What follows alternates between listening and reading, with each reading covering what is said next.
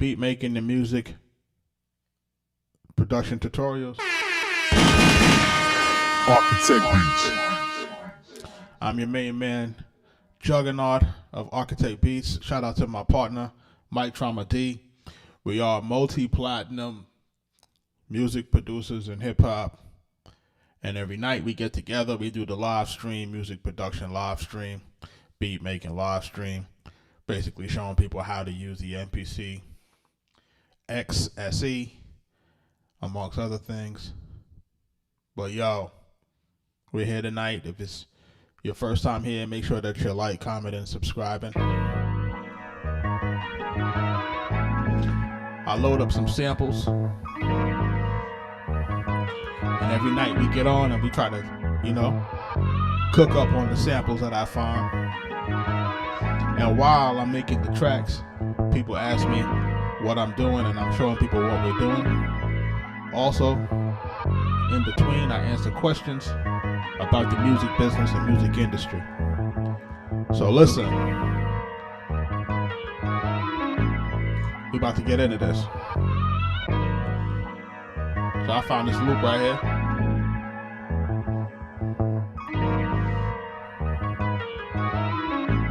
And it got a little groove to it.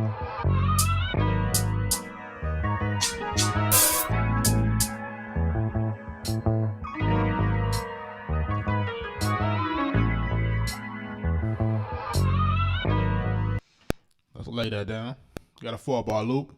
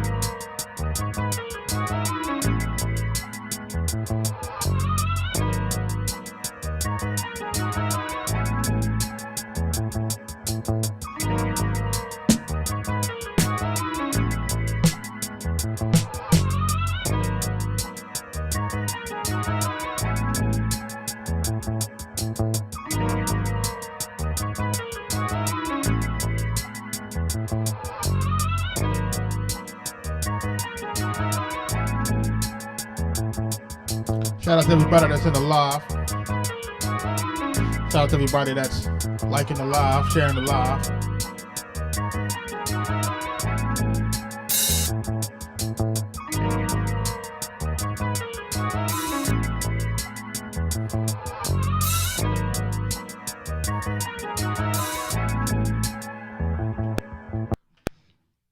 Bobby, what up?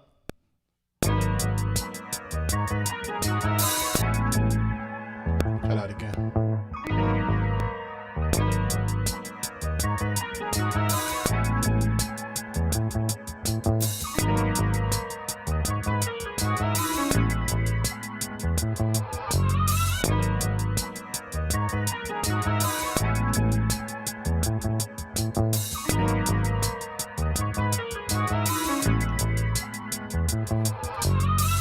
Every night we cooking up, Bobby, you know what I'm saying? Showing people how to use this thing. So what I just did is I just laid down some of my percussion. We're gonna get into the snare.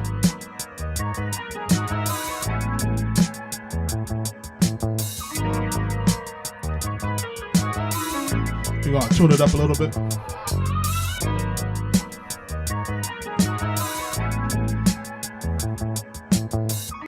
Let's go.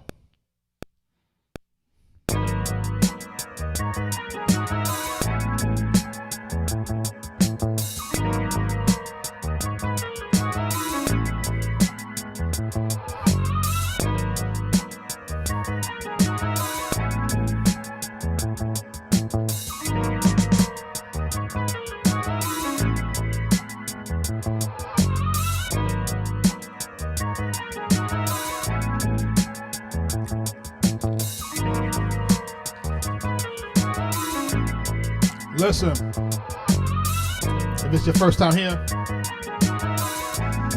I am Juggernaut of Arkatech Beatz.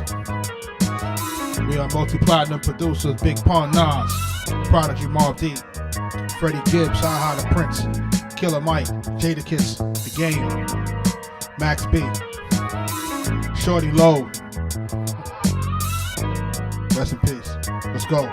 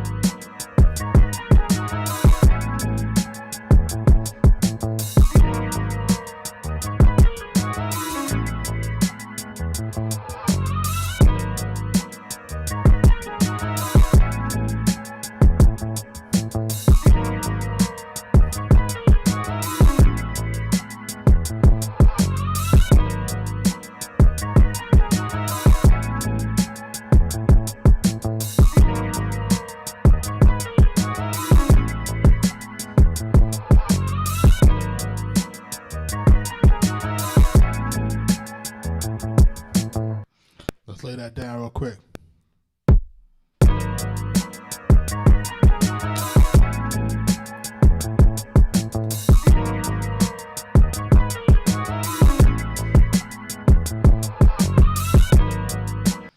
Too busy. Let's go one more time.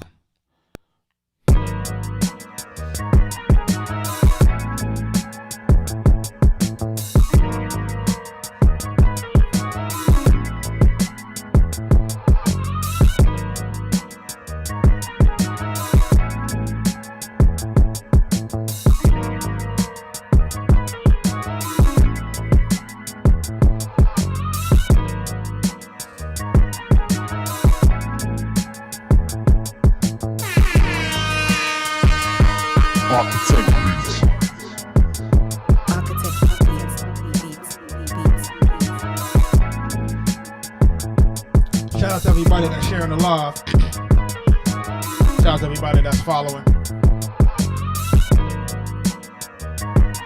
Richie, I see you. Bobby, I see you. Let's go.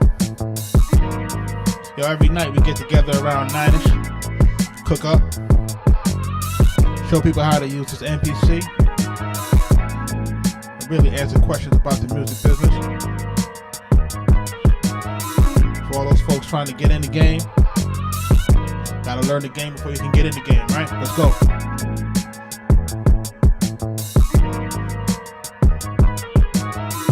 We're gonna take it up a notch, alright? Right now we got 4 bars. We're gonna double it up. We're gonna make it into 8 bars. Gonna go back to our sample.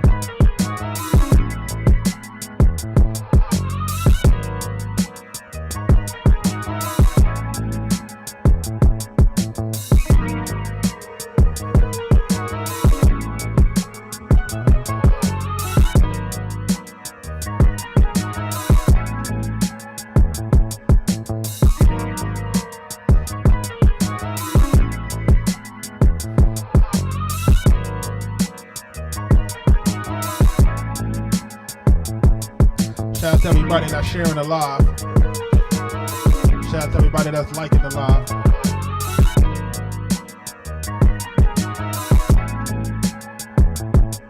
Rob, I see you. What up?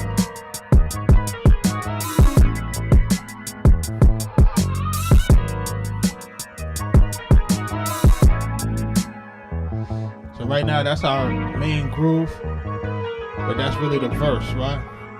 Because there's a second part to the sample.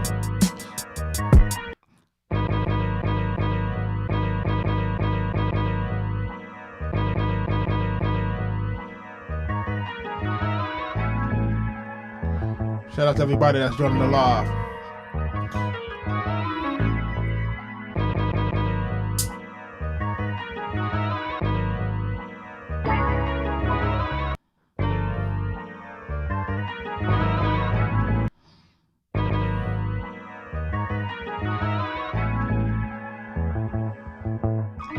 Gotta make sure everything is lining up.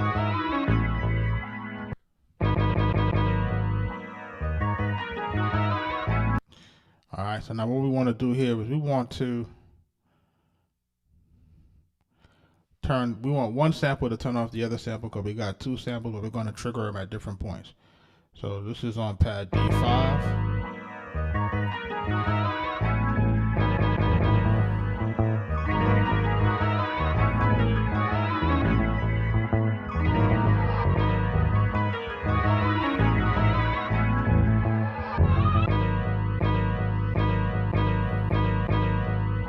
Now we got them triggering us. So what we just did is we just did a mute group. I got two of the same sample on pad 5 and pad 6. What happens is I want pad 5 to cut off pad 6, and I want pad 6 to cut off pad 5. And what we're doing is we're doing a mute group, and that's how we tend to do that, so that we can trigger different parts of the sample during different parts of the song. All right. So now what I want to do here is I want to take the second half of the sample and use that for the hook.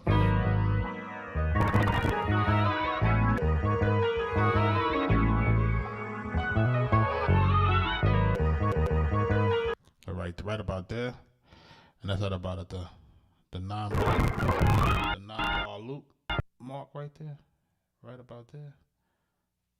Let's make sure we're good there. Get that line.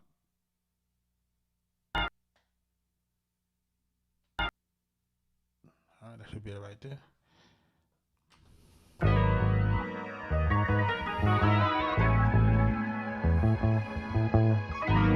So now this part has variation in it.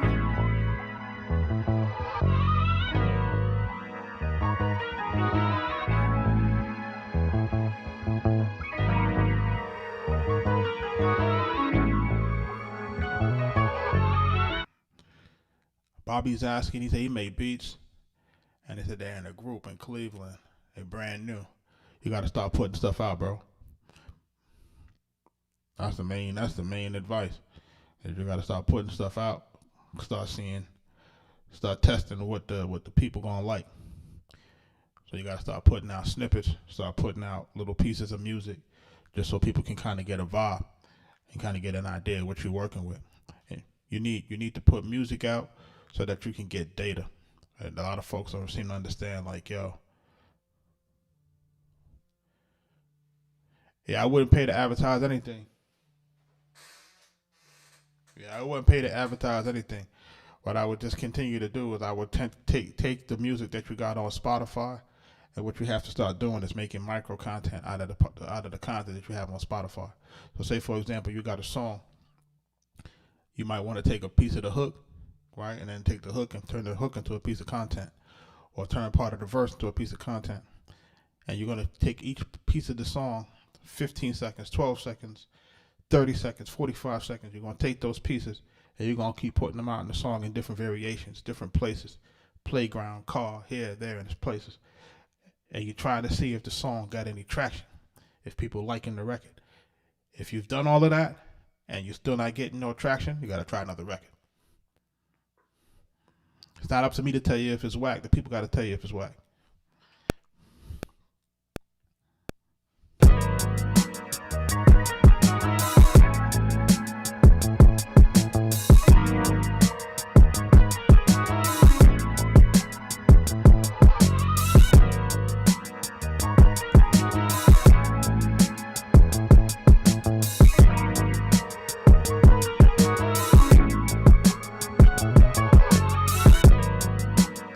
Now, a lot of times, if I'm giving people like professional feedback, the feedback that I'm giving folks most times is like, okay,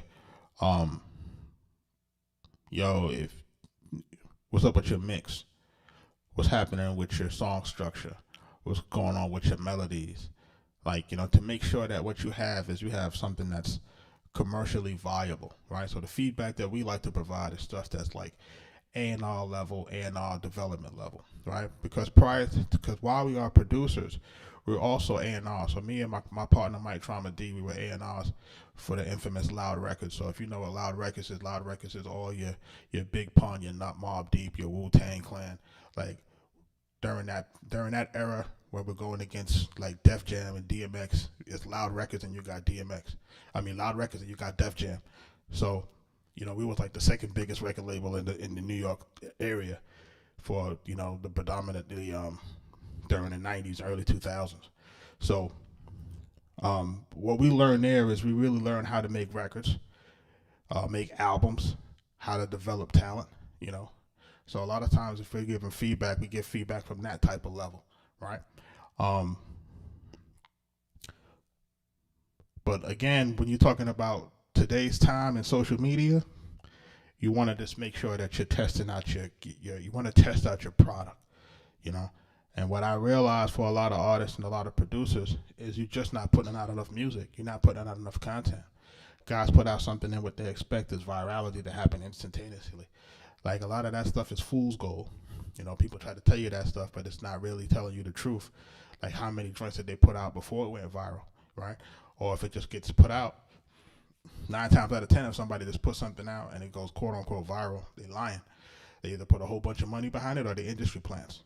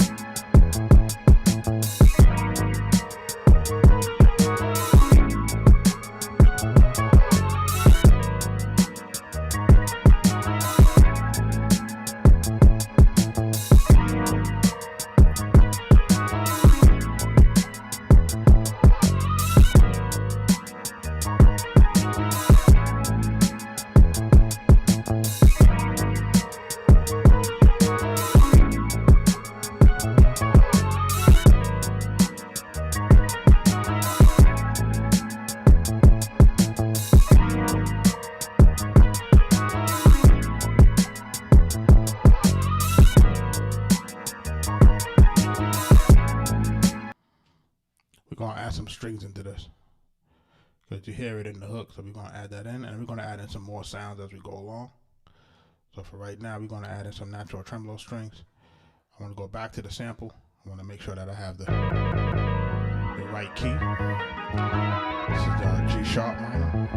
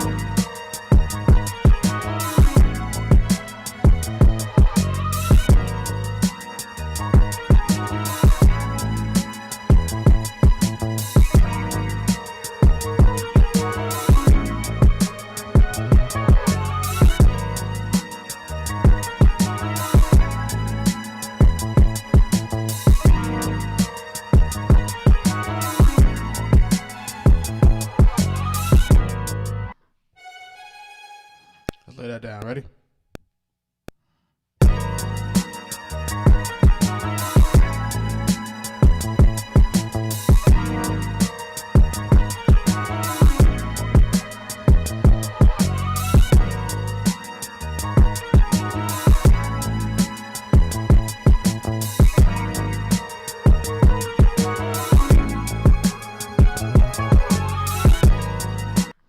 Now we're going to get that into the mix. We're going to bring it down. Bring that down a bit. Then we're going to go back into the actual sound. We're going to add on some flavor, as they call, some reverb and delay. Get it good. Give it nice and airy, right? We want to make it sound nice and airy in this track. Kind of want it to just blend into the sample.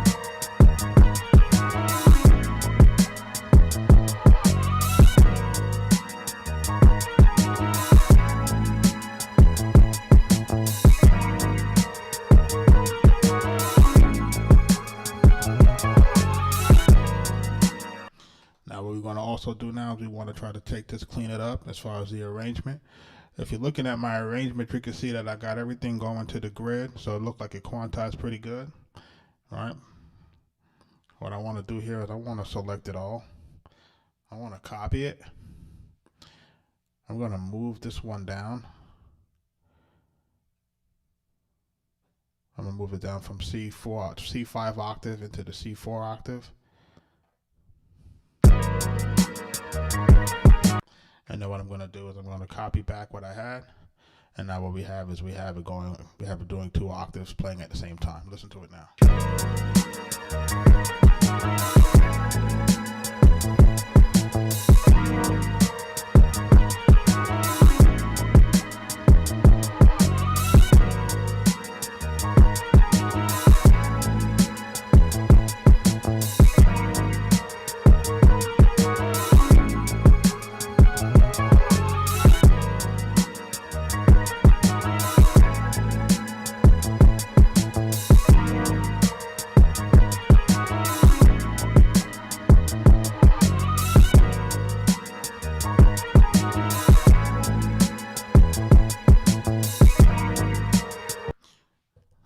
Sound that I want to add in here.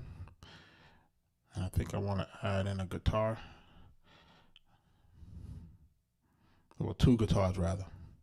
So we're going to look for some guitar sounds. Hopefully it's not too many.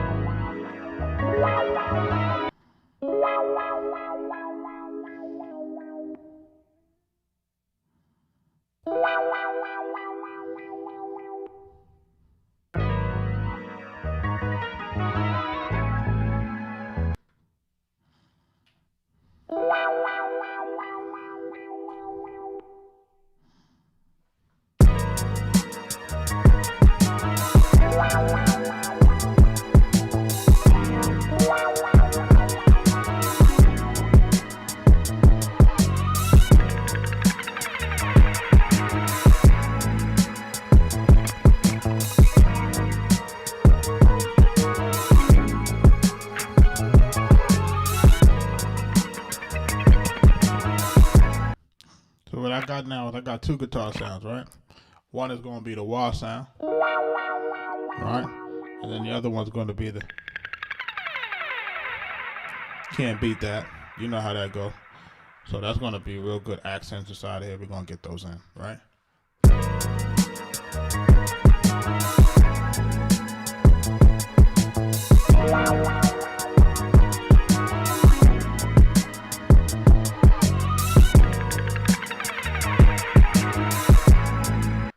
Alright, so let's separate these tracks.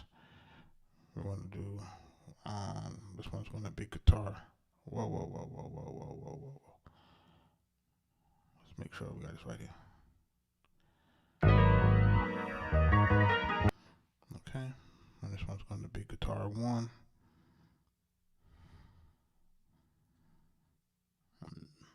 Put the guitar wall, right?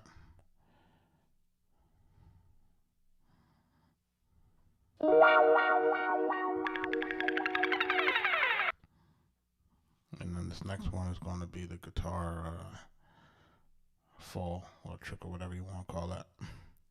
Shout out to everybody that's in the live, man. Make sure y'all sharing the live, liking the live. We cooking up every night, man.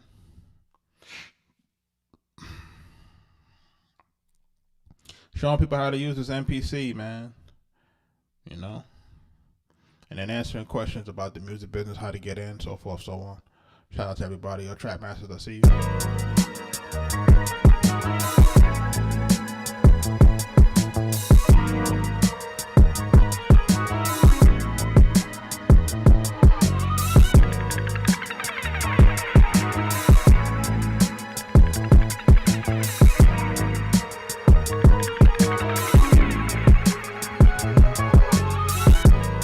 Rooster, what up? Let's get this guitar in here real quick.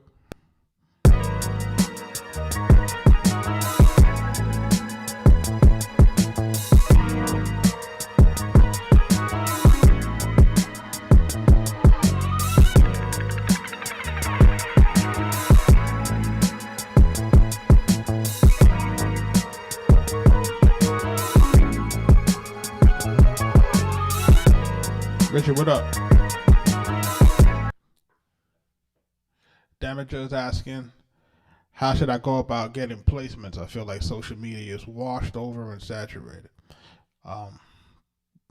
Truth be told, if you're not a person that's outside, right? Meaning, if you're not outside and you're not in the places where your favorite artists are, which is hard to find at this point. But if you're not outside, like for real outside, you really don't have any other options outside of social media. Typically, I'm saying typically, what you'll find is that a bunch of artists are now putting their contact information into their bios for you to send them music. Like, it's really as easy as that, you know? Like, it's easier than it's ever been. Like, you know what I mean? Like, you don't have to be invited into special places to meet, you know, artists these days. Artists are all giving out their emails for music. It's really nothing but asking. So you really got to be on social media. There's really no way to avoid it.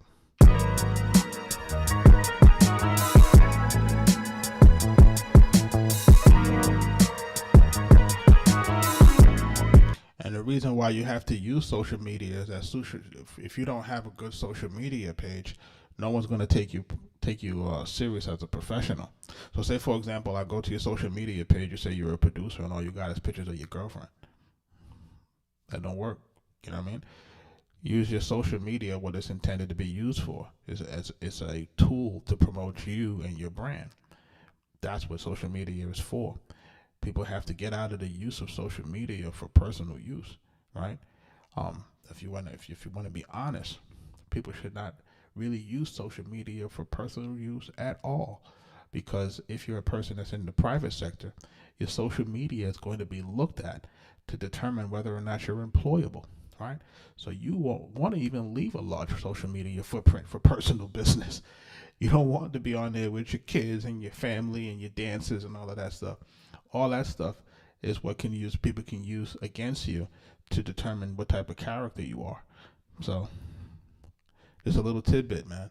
Get your social media in order. If you're out here to conduct business, let's get it done.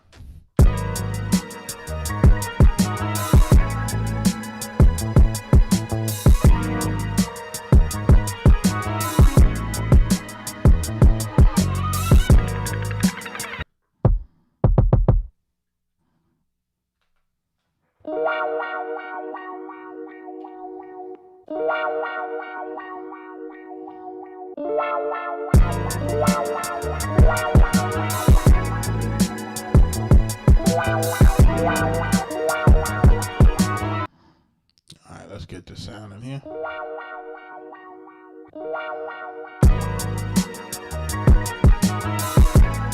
Born ready, I see you.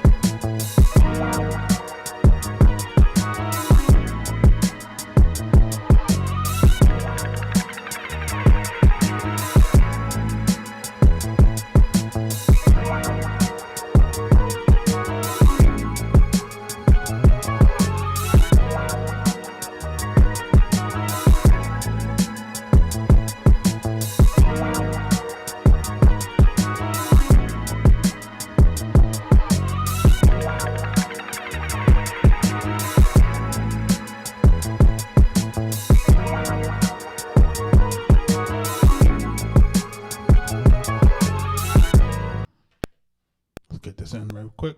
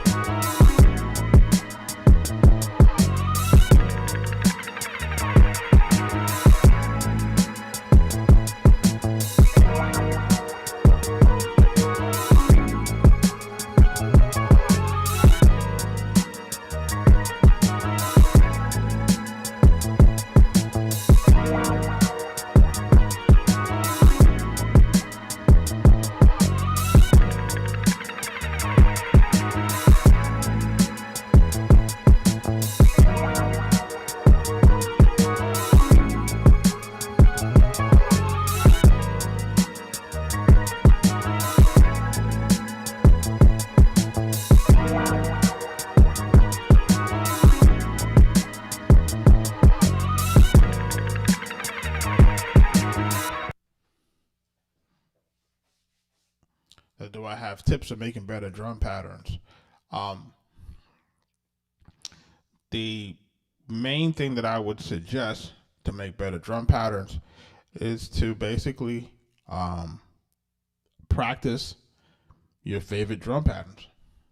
Say, for example, you got a record that you love, sample the record, recreate the drum pattern, right? And pull it, and then sample the record, loop it up, then you recreate the same drum pattern following what you hear. Then you pull out your sample and then you listen to see how close you got. Right?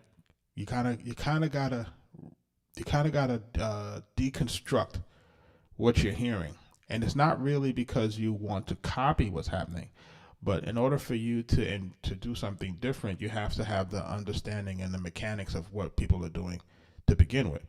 So my suggestion is always to, if you're looking to do better drums, is to sample the drums that you love. You know, sample the drums that you love. Sometimes I'll hear a record and I'm like, yeah, those drums was crazy. I'll sample those. Sample them and I'll listen to it to see how intricate it is. Sometimes you have some guys that are very intricate programmers, very intricate in terms of drum fills, those type of things. You have to practice that stuff.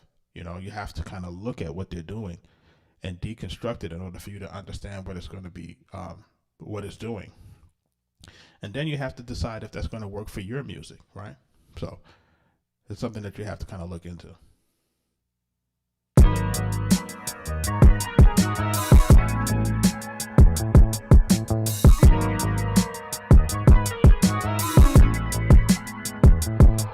Chris Cali, what up?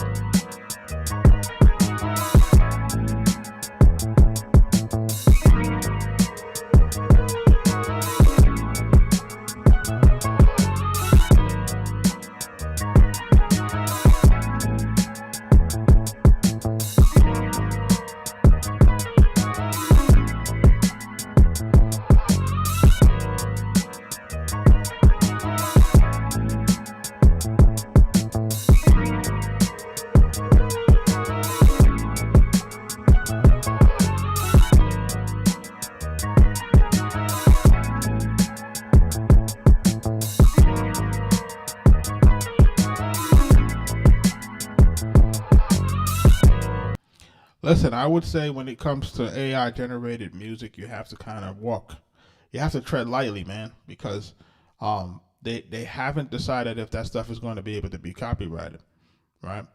And the thing about using like Suno and those things, like trust me, like anything that's being outputted, these guys going to have records of what's being outputted. And if you ask me, they're going to be using all of those things that are outputted.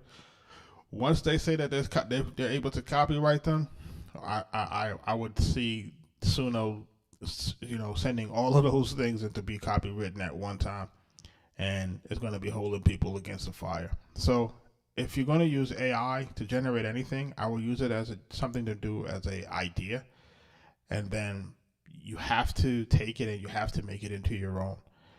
If you're not adding enough human input into it, it puts it in the category where it's very hard to copyright. So, I know people are trying to use it to shortcut, but you have to really look at what's going on, man, in terms of like, is it really going to enhance your business? Is it really going to help you to place music? If you don't really see it, if it's not creating an impact where you're able to make money from it immediately, we might be wasting our time with that, right? Where we can be really spending our time marketing and promoting what we're currently doing, So, just my 2 cents.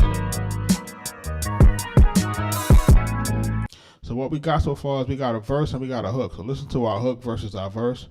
So our hook has, of course, some string elements and some guitar elements.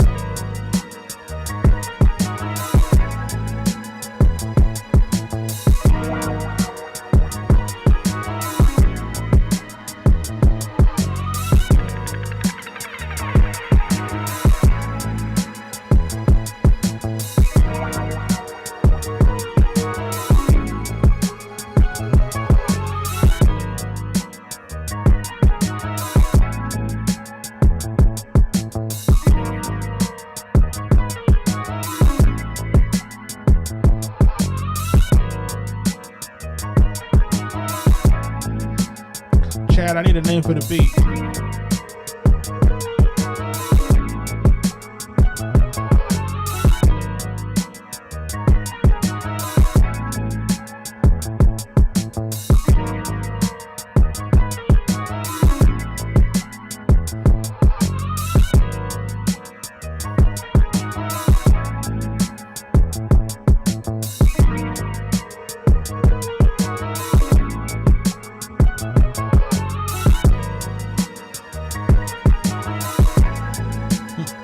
Summer breeze. Richie says summer breeze.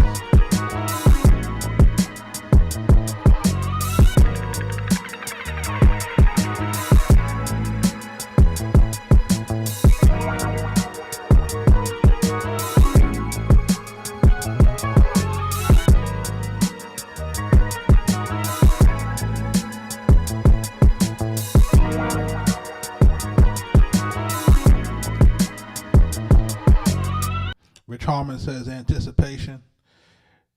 Richie Reynolds says summer breeze. He says, that says Big Daddy? Wow. Cool Iced Tea. Evolution. Walking on Sunshine. I never heard about that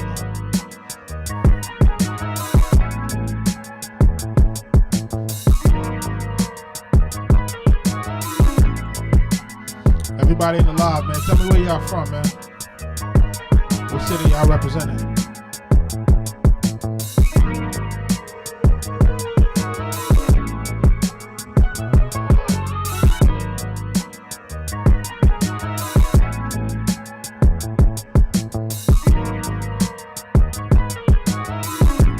Carolina's in the building.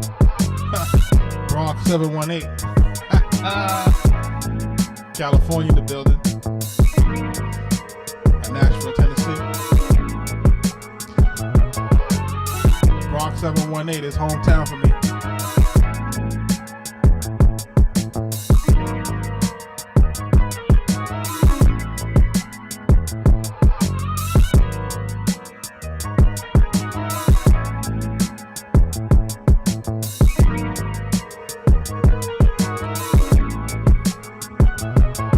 Uptown. Gun Hill and Boston Road, bro.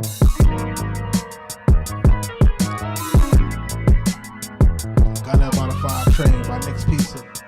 What up? Cash Production says Reflections. 615 Nashville.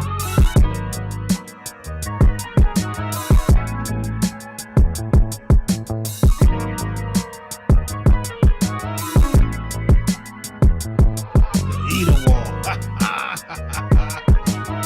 God damn.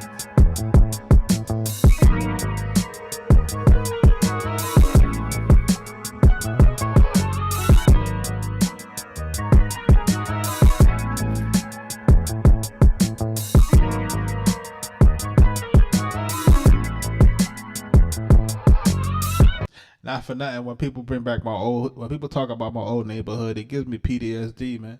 Like I think about it and I say, man, I think about the old neighborhood and that old town. When people be like, yo, I'm from here. And then when I think about when I used to have to go through there and what I used to have to do to get through there, right? All kinds of firearms and all kind of stuff. It's just crazy, man. Yo, it's the Bronx, man. Growing up in the Bronx, man, I try to tell people, man, if you make it out of the BX, man, salute to you, man.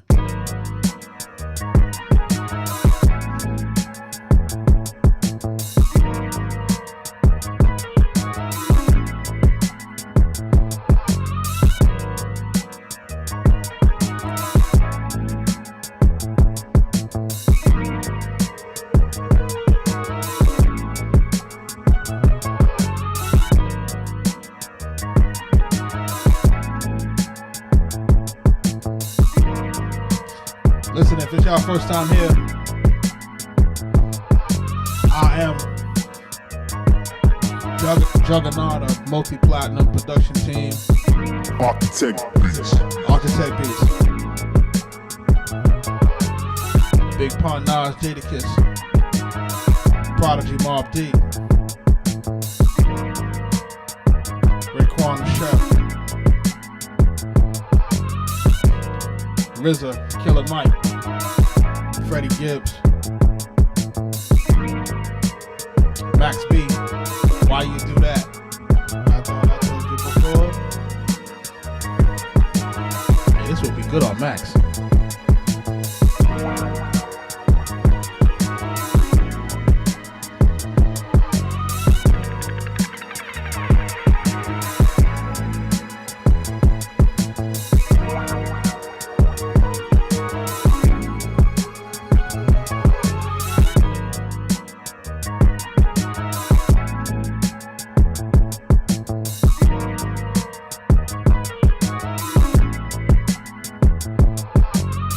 Make sure y'all liking the live, man, sharing the live.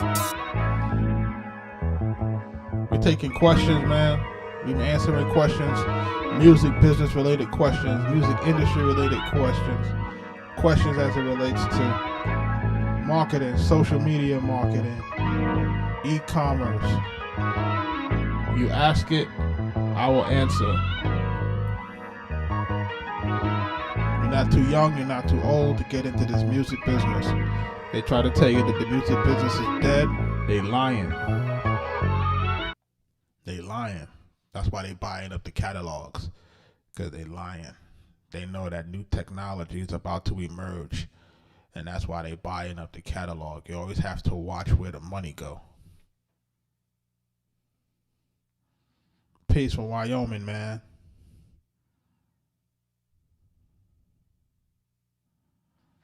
Nah, I never worked with Hell Rel, man. I never worked with Hell Rel or Cameron, man. And the music that I was trying to get to Jim Jones went to Max B. That's how that happened. So, you know, the story is we you know, as we tried to bring some music to Jim Jones, tried to meet him at Quad Studios, he was running late. We had a CD that we wound up giving to Max instead of giving it to Jim, because Jim didn't get to the studio. So by the time we gave it to Max, that's how we got Why You Do That.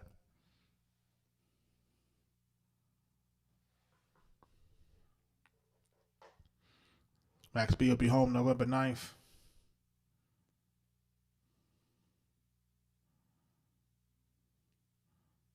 Don't Drink the Water says he's buying the Push 3. So I'm assuming you've been ready to use Ableton. I'm not using any DAW right now. I'm using straight standalone in terms of MPC. If I do need to use a DAW, I'm like right now I'm like in a Serato Studio phase, and outside of that, then I will use FL Studio.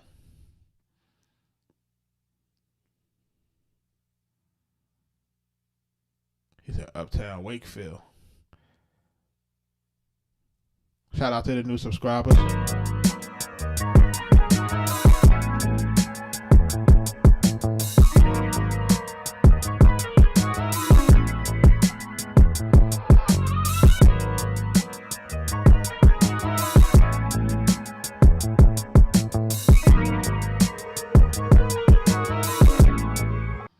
Yo, because Richie Reynolds is still in the BX, I'm gonna name it Summer Breeze, man. Because, man, the BX, man, let me tell you. Let me tell you, man.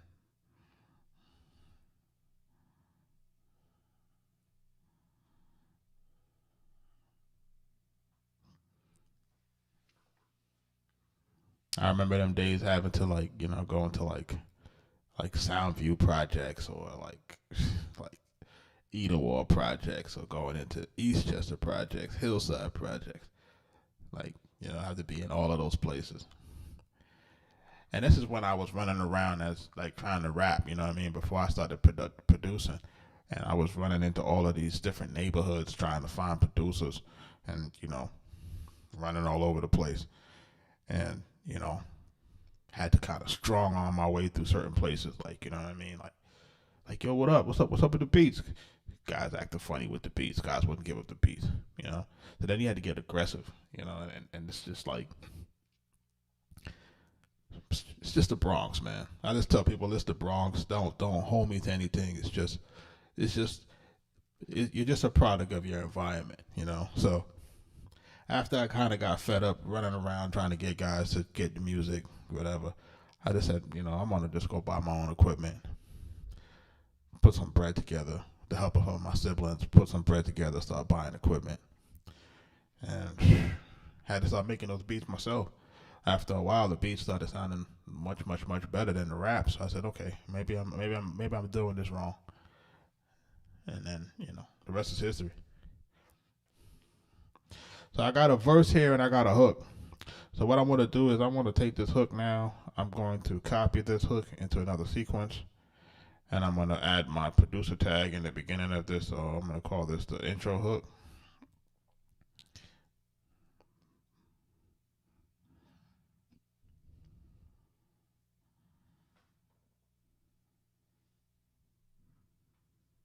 This is going to be the tag.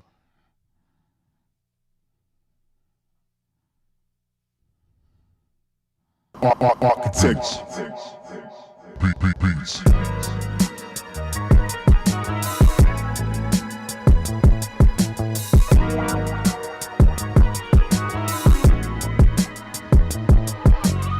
Shout out to everybody that's sharing the live.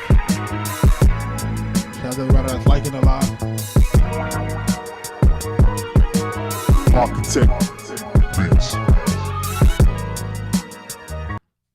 Right? So we got that. Now I need to do one more part of the verse.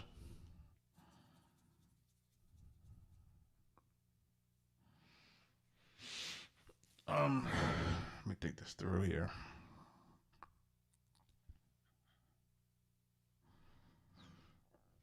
Because we need to have a second part of the verse. If everybody knows right now, verses are 12 bars. So I got 8 bars. I need another 4 to make up the second part of the verse. But I kind of wanted to variate, and it's not enough variation to segment the first part of the verse versus the second part of the verse. So let me think it through.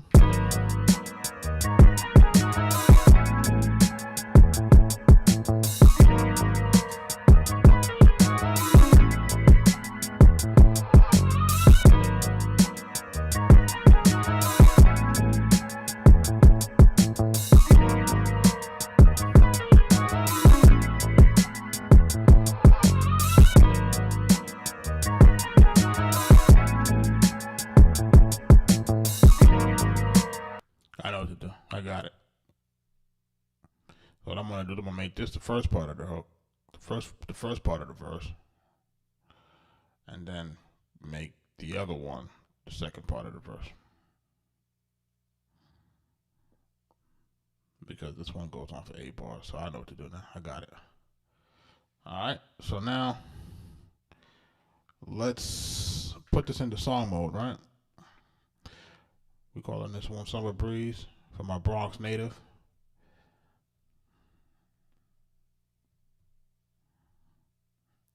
We're going to add in the first part, which is going to be the hook with the intro. Then we're going to go right into the verse number 1. Then we're going to go on to verse number 2. Then we're going to go back into the hook. Verse number 1. Verse number 2.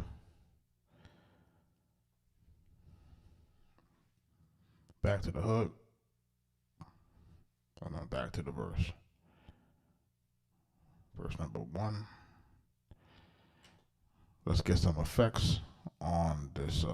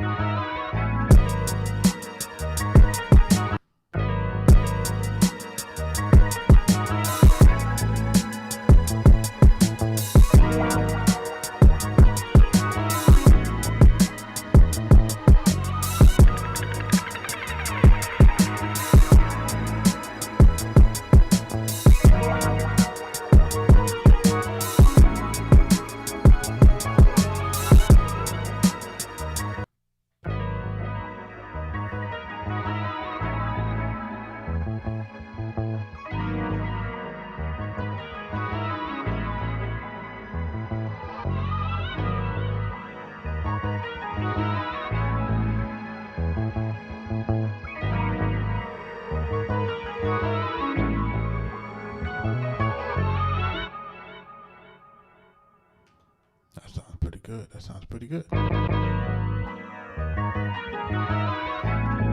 same thing here.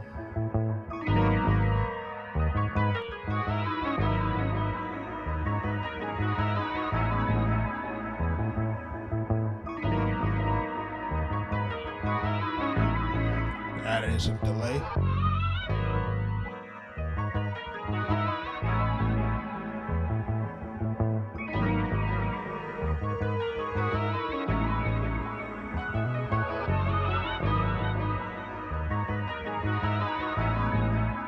Down into the mix.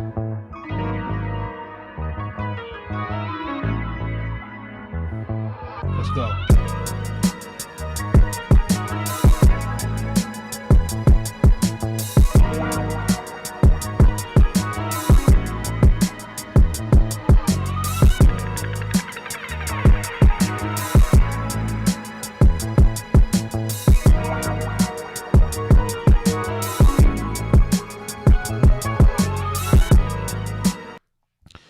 Add that guitar.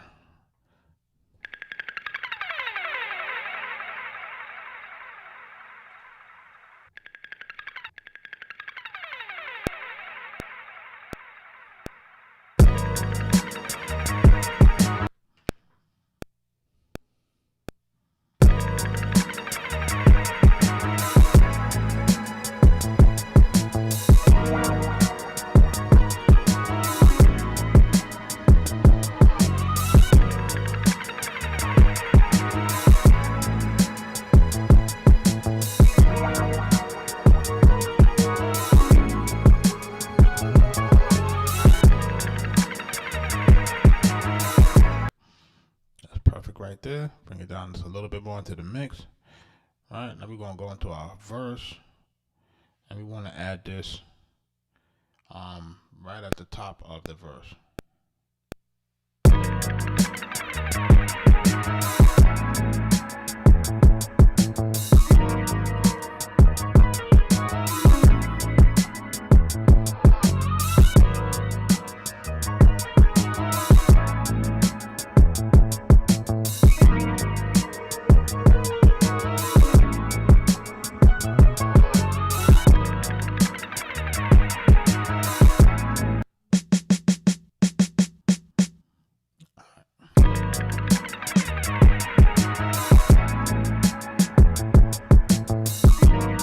gonna add some EQ to this.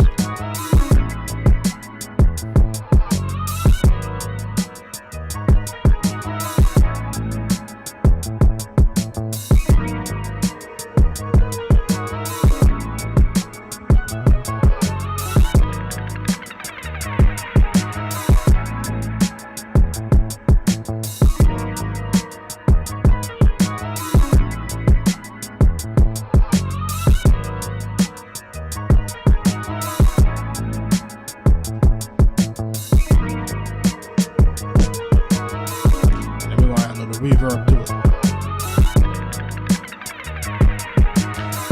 So I want my snare to crack through it, you know what I mean?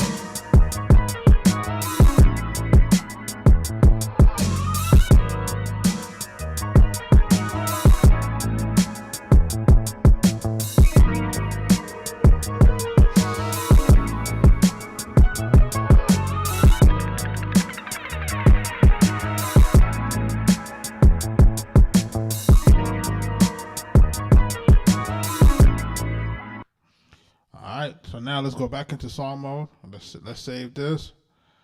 Let's go into song mode. Let's see how our record is sounding from beginning to end. What I need folks to do at this point right now, I need folks to really hit the like button on this thing. I need folks to really hit the like button. I need folks to really hit the subscribe button if you haven't already subscribed. I need folks to really hit the follow button if you haven't hit the follow button. We are here every night at 9 o'clock or 9-ish. Right, give or take. 9-ish every night, cooking up, answering questions, giving people crazy game about this music business. It's about giving out information, and we give out a ton of information every night, whether we're talking about contracts, whether we're talking about marketing, whether we're talking about how to get started. If you want our equipment list, right, just go to arkatechbeatz.com. and then hit on the menu and hit on the gear, the studio gear button, so you can see exactly what we're using. There's no gatekeeping here. I'm telling you everything, transparent. If you haven't gotten the books, which is The Ultimate Guide to Forming Your Own Music LLC, The Musician's Guide to Music Publishing, and The Musician's Guide to Music Copyright, those are required reading. You have to understand what's going on in this business if you want to make money. Now, if you're doing it for a hobby, it's all good. But if you're trying to make money, you've got to understand how these folks make the money. You have to understand how these folks rob you of your money. It's a whole nother conversation. And if you're a producer out there that's not getting paid, make sure you reach out to me.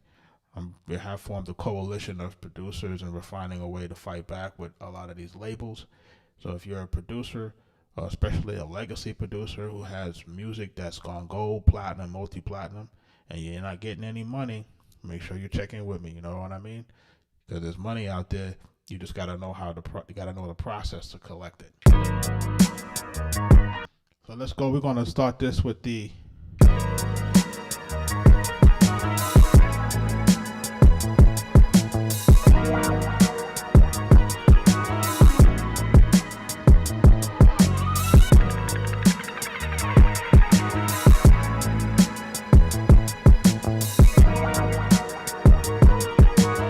Arkatech Beatz.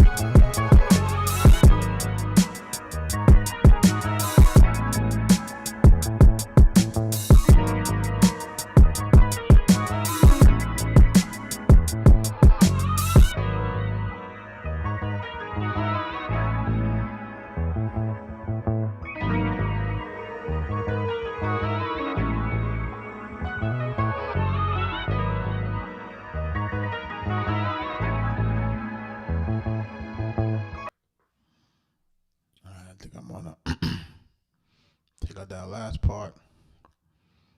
And this is 82 BPMs. And this is 82 BPM.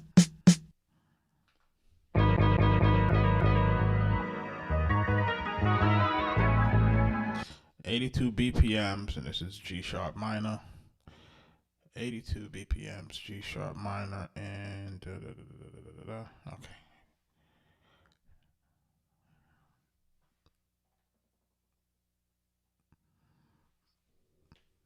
We're going to export this to MP3. We're going to go to highest bit rate of 320. I'm going to add on a 10-second audio tail to kind of for the reverb to end because I'm not fading out the music. Then we're going to export it.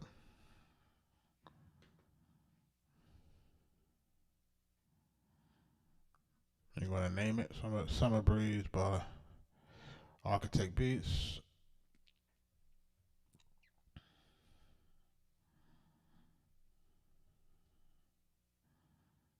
And it is 82 BPMs.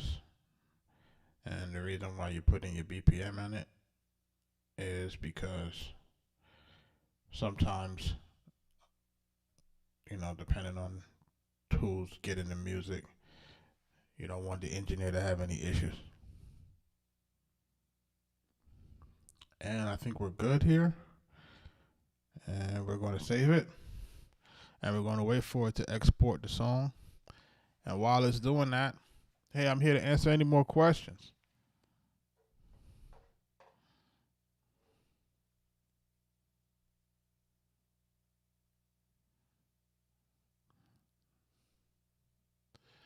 The Mixed Productions, I see you. Look, it's like this, man. I didn't start on an MPC. That's the joke. The joke is I started on an Akai SO1. And for those who don't know what that is, I would suggest you to Google it. An Akai SO1. It was a 16-second 32-bit sampler, or 16. Is it 16-bit sampler? One of those things. But really kind of old school. It had like a little bit of 8 little buttons and stuff, and it was crazy. And then I had like an Elisa sequencer, and I had that gray Elisa sequencer, if you remember what that used to look like. And then I had a Tascam 4-track.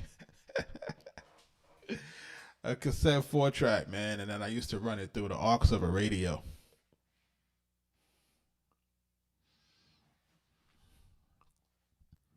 It's crazy, man.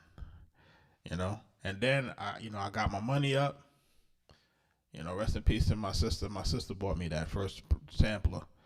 But true story, when I got my second sampler, which was the ASR 88, I gave the Akai SO1 to my cousin, who's my partner, Mike Trauma D, and he used that to help to construct the first parts of Capital Punishment for Big Pun. So, I say it's not what you have, it's how you use it.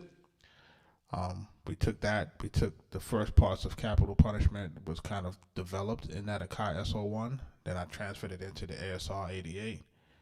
And then we had to reprogram the drums. At the time, we were using computers, and we were using a digital performer, Mark of the Unicorn performer. So I used to refurbish these old little Macintosh 2Es, whatever those little computers were. Used to get those refurbished, and then I used to kind of load them with the software and then put all of the MIDI software on that. So I wasn't even using the sequencer in the ASR appropriately.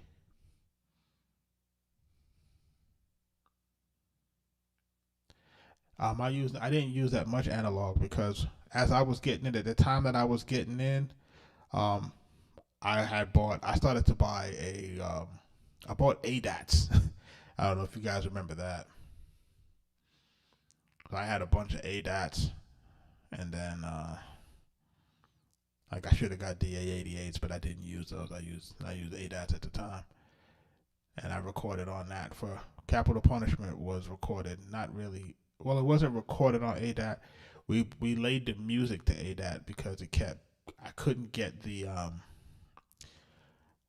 ASRs to read my disc because my ASR had a SCSI, and then the ones we were renting didn't have SCSI, and then we were trying to put it on floppy disk, and the files was too big, and it was just a nightmare. So until I got it to lay on an ADAT, we laid Capital Punishment down 3 separate times. The record almost didn't get recorded. It was not until I put it on the ADAT that I was able to get it transferred over to Real, and then that's when Pun was able to lay it down.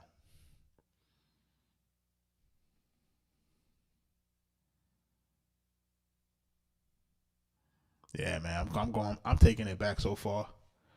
Like, you gotta really understand the journey. Like, it's a long journey, man. Like, you know what I mean? Like, we're talking about getting on that. Big Pun story. Big Pun story. Big Pun stories. So we had 3 separate times where we would, well, for me, I had some separate times where we were dealing with Pun. For my cousin, remember he worked at Loud at the office, so he had a lot more intimate relationships with a lot of these artists. And then when it was time for us to do some music and record, then I would meet artists inside of the studio. The first time, like I said, meeting Pun was at Mystic Studios in Staten Island. I had to take like the ferry because I was coming all the way from Yonkers. So I had to carry my stuff all the way from Yonkers there. We laid the beat down, and then he came into the studio. But we had laid the beat down. We didn't separate the drums. Rookie mistake. Meaning we laid the drum down, but we laid the drums down as 1-track loop. So when Pun went to mute like the snare, he winds up muting the entire drum track, and he's like, "It's a loop." And he was like, "Yeah." He was like, "You gotta fix that." I was like, "God damn." So now we had to go back and reprogram the drums because we didn't have it programmed that way. What we did is we took the samples, and then we had like the 808 separate, the sample separate, and then we had the drum loop. So it wasn't necessarily we didn't program the drums at the time. So now we had to go back, chop up the loop, reprogram the loop, and then add on. So that was like, and that was like trying to get the quantization right and all of that. It was crazy, right? Trying to do all of that, make sure the cuts were good. But it came out pretty good, right? So then when we finally got everything laid down, then he was able to, go into the room. He went into the booth, rather, got a chair, and then, they started recording, man. And then I started watching, like, how Soundboy used to have to, Pun used to, say a line, and then, say a line, and then punch in, punch in. So it was a lot of punches. It was a lot of punches, but he definitely was able to get through that. Then he had Prospect come on, let Prospect do his verse. And then when everything was finished, he was like, "Yo, get me a mix and bring it to my crib." So he gave me his address. So then I remember he lived like on the other side of the Bronx.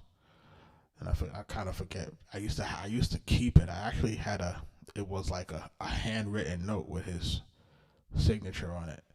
And I don't know what I did with that, and I had it for a long time. And then I brought it to him that night, and he was like, "Man, this one is gonna be crazy." And I really didn't realize that it was gonna come out and go platinum like that, man. Like, I didn't realize that. And then it just came out, and the joint went platinum. And then once the joint went platinum, I was like, "Damn." I had a corporate job. I was like, "Man, I'm about to quit." I'm about to quit.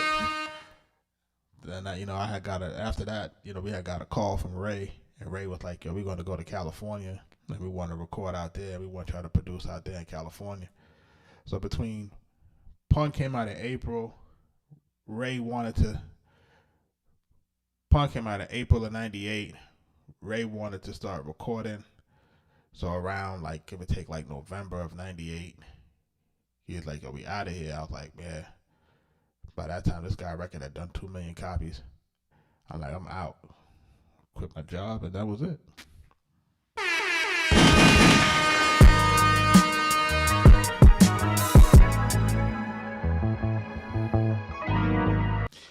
I got another sample in here.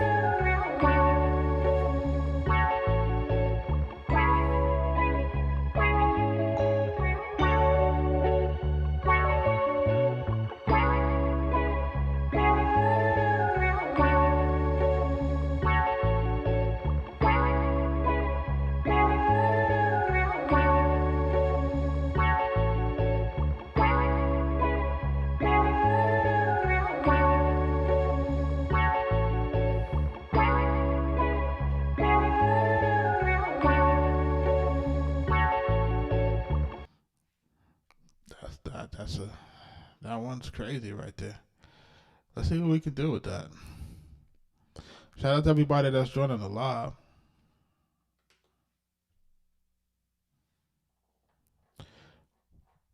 For your first time here, that's how we do it. We listen to these samples, and then we start to try to see if we can put something together.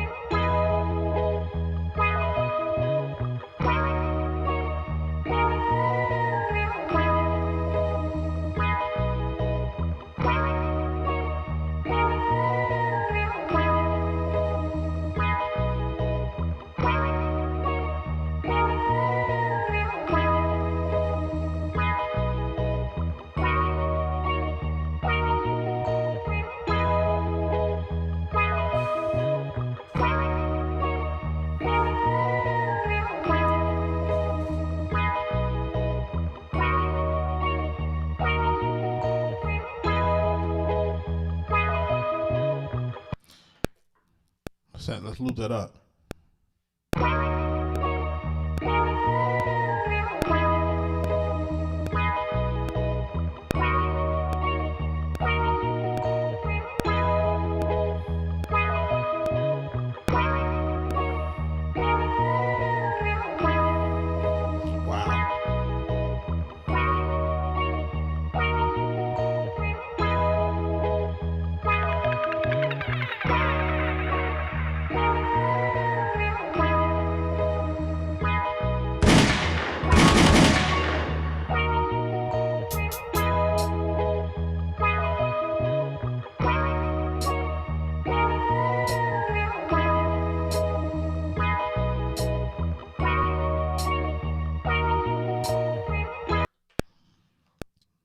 Let's go.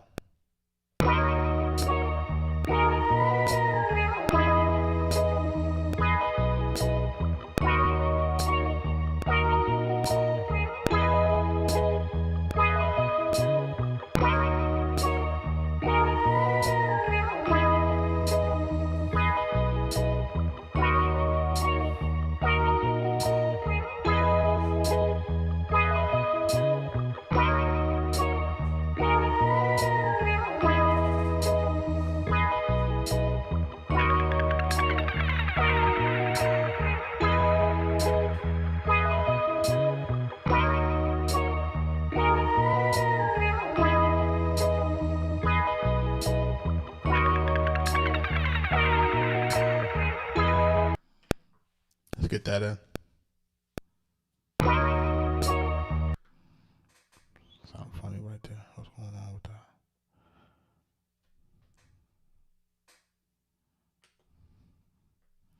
Shout out to everybody that's in the live, man. Let's go.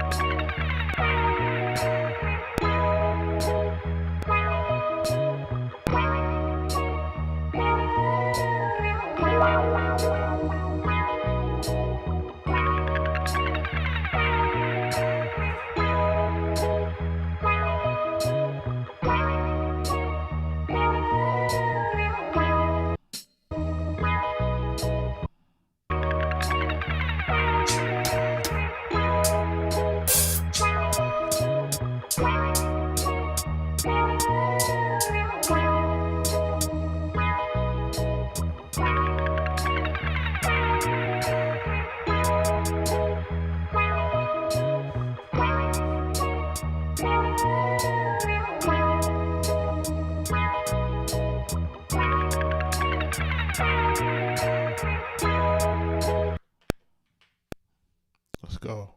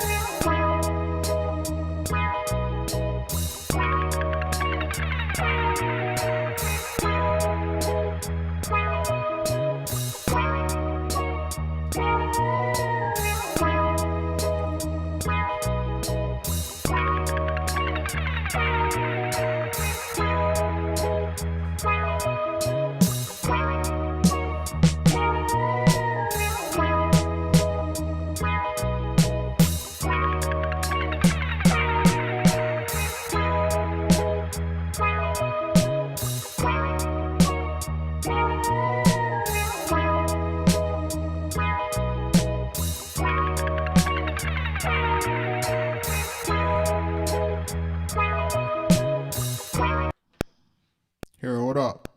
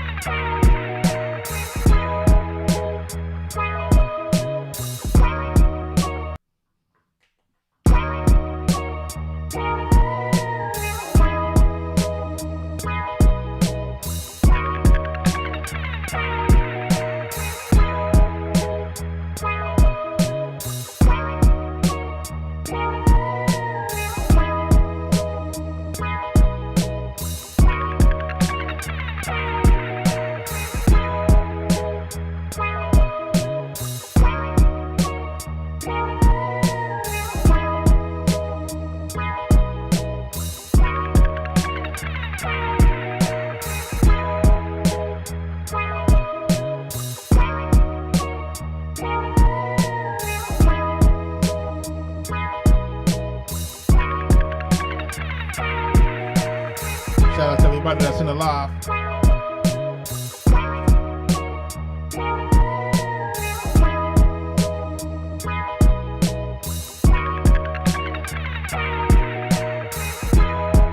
Nah, I never did no beat battles, bro.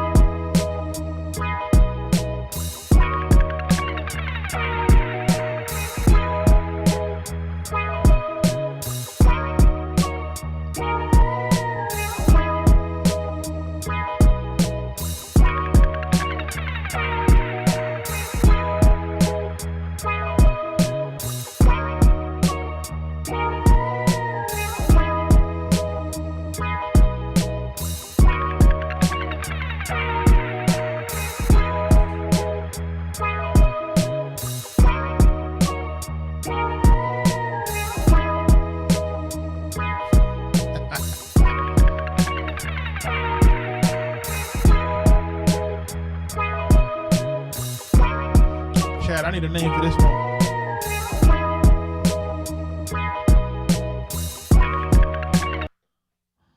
We're gonna make this into 8 bars.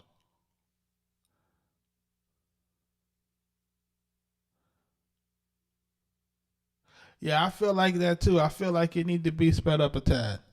Like, you know what I'm saying? Like if you're gonna keep it slow like that, it don't need drums. Like if you keep it slow like that, it's like, okay, you're gonna make it slow and you're gonna make it sound like everybody else trying to do the joints with no drums. And I ain't really trying to do that. You know what I'm saying? I want my joints to got a boom bap. If it's gonna be boom bap, let's boom bap it. You know what I mean? So if you're really gonna go for that, then you gotta have a certain type of tempo.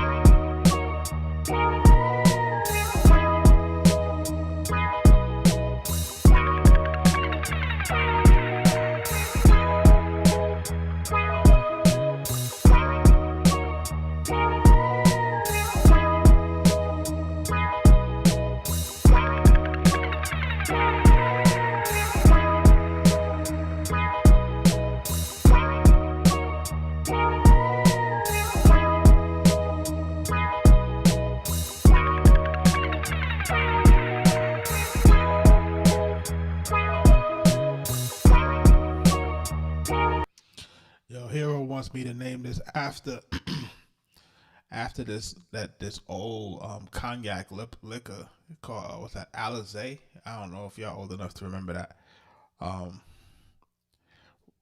Alizé.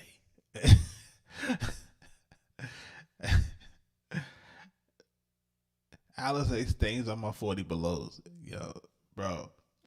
Those Wu-Tang names, man. Rob says Soul Search.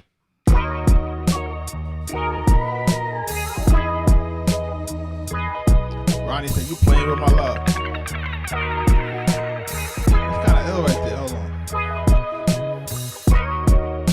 You playing with my love.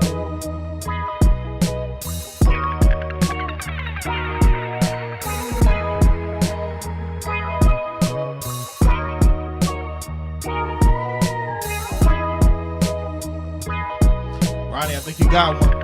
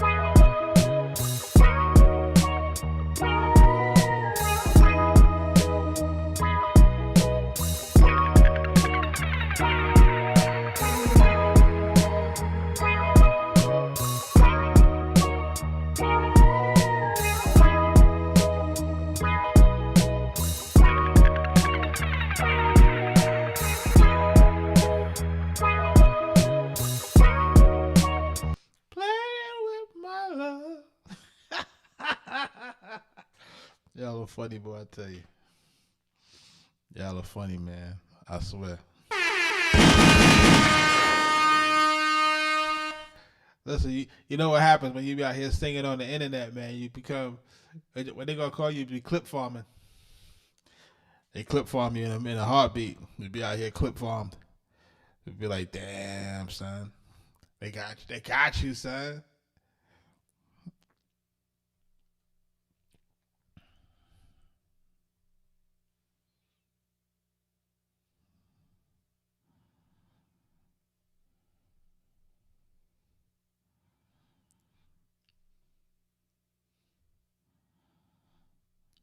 Yeah, I like this. This is a definitely an ill sample.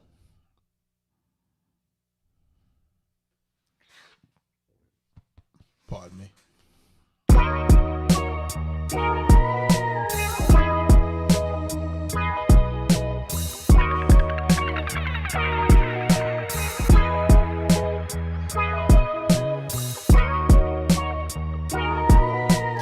And if you notice, we sped it up. Got it to 75. It was at 73 or 72. For those who came in late, man, y'all missed the first beat. We've been live now for an hour and 30 minutes. So we did this one.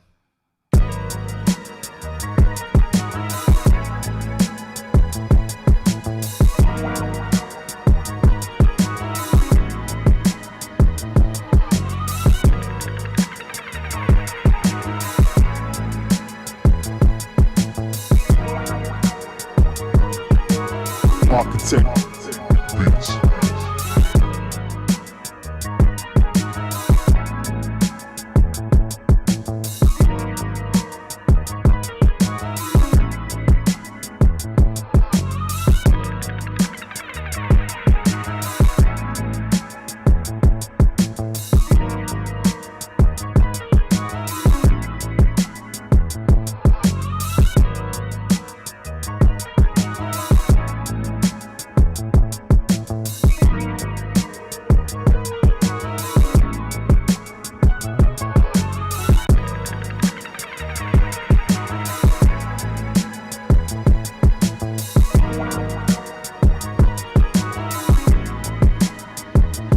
hitting that like button. Let's go.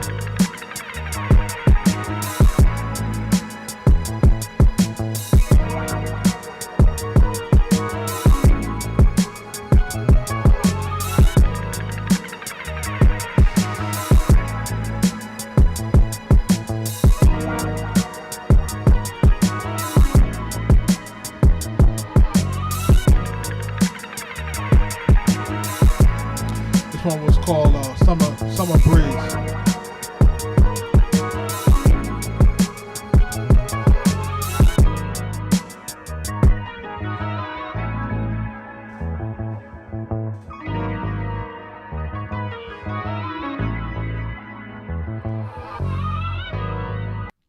Almost kind of tough. And this one is you play with my love. I tried.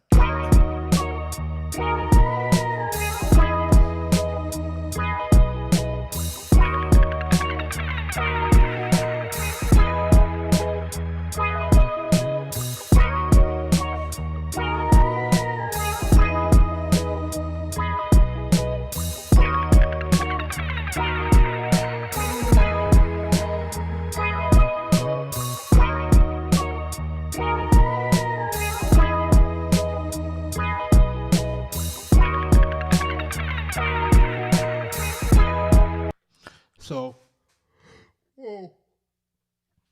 pardon me, I'm yawning in the thing. It's going crazy right now. So there's a bunch of things that I hear in this. Like I hear like some childlike or tubular bells, different things to kind of accentuate different things. Some pianos in there as well to kind of drive along with the bass line because it's not too intricate, so you can replay it.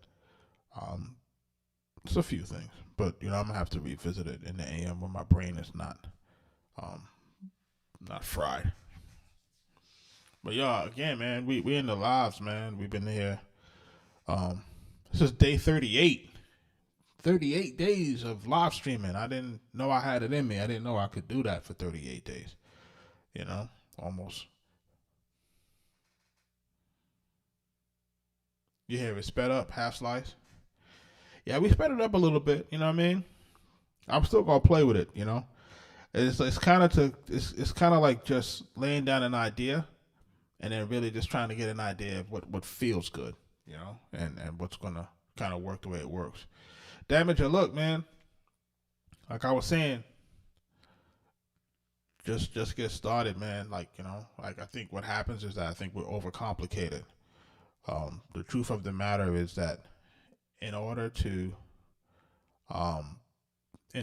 build, because what has to happen in today's ecosystem, and I think let me just talk for a little bit. In today's ecosystem, we have to build our following. Like there's just no other way to do it, right? And the only way to do it is for you to put out what it is that you do. So if you're making music, you got to put it out. If you're making art, you got to put it out. If you're building chairs or making dolls, whatever you're doing, you got to record yourself. You got to put it out. You have to make people aware of what it is that you do. And if you're not doing that in 2025 and beyond, then there's really no way for you to sell any products that you make. There's no way for you to get found, right? And I always say this to people who are making music. Like if I keep the music in my MPC or in my hard drive and I never put it out for people to hear or to listen to, you limit your chances of being discovered. Currently it's at 75. It's at 75. It was at 73. And then, also too, what happens too is that we get into this thing, and I was talking to a lot of guys about this, is especially if you're older.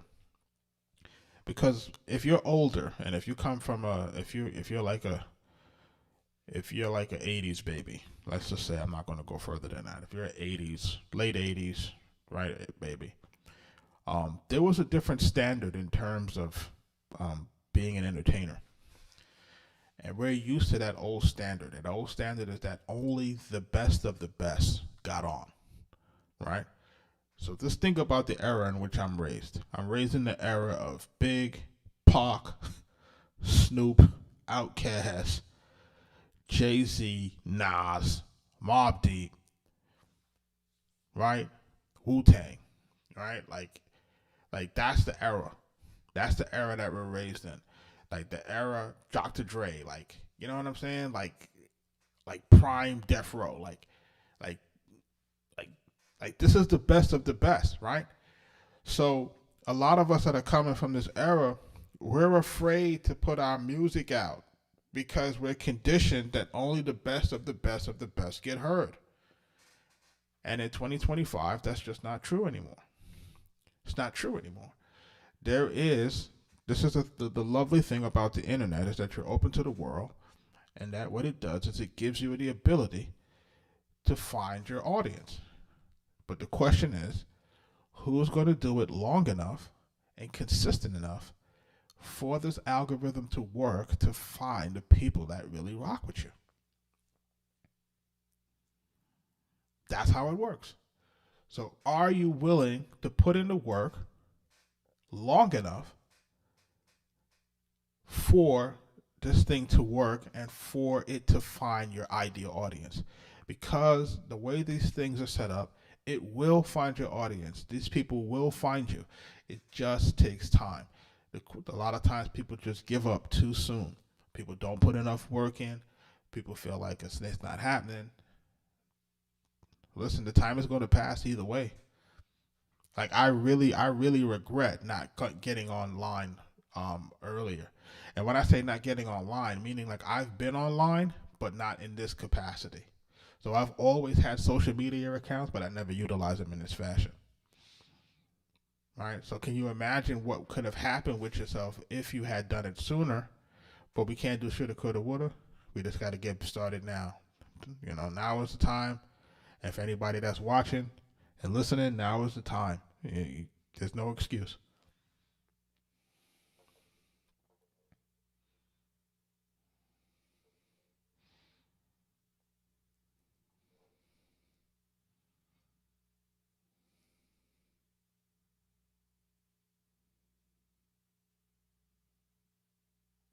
So do I ever take the beats to bigger studios? Only if I gotta record with somebody. Then we'll take it someplace where it gotta go bigger, you know. But not for nothing, man. This box, everything that's coming out of this box knocks, and you guys can hear it. So if you're listening to it the way I'm listening to it, it's knocking. So I'm not even worried about where it's gonna play. Like, I'm not worried about that at all because one, I use these Yamaha monitors, and if anybody knows anything about using these Yamaha monitors, they translate well on any system. So I'm not ever concerned about how my joints are going to sound when I leave. You know, yeah. If it sounds good on those Yamahas, and if you're not familiar with it, like I said, check our website. Our website has a studio gear list. You know, the Yamahas. I have KRKs, but to me the KRKs color your sound. It gives you a little bit too much low end. If you do the and honestly the KRKs in my opinion are good for trap. You know, if I'm doing trap music with 808, so you need to have that. But if you want it to translate good everywhere, it's those Yamahas, bro. Like, and I'm telling you this, the Yamahas have been in every studio that I've ever been in for the last 30 years. It don't matter which studio, West Coast, East Coast. It don't matter what part of the country you're going to see them damn Yamahas in those joints. If you don't see those white, they used to call it the white cones. If you don't see those in there, then you're finished. You know what I mean? And they're workhorses. I don't think I've turned my speakers off over the last year. I think they've been on all year. I think they've been on day and night for the last year.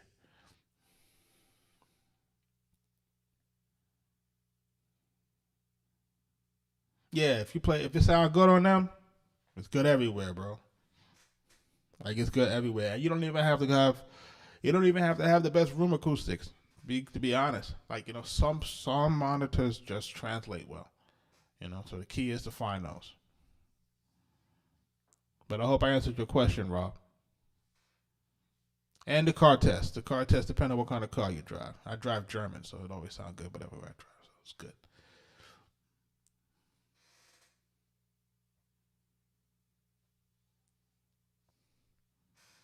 Who else in the building, man?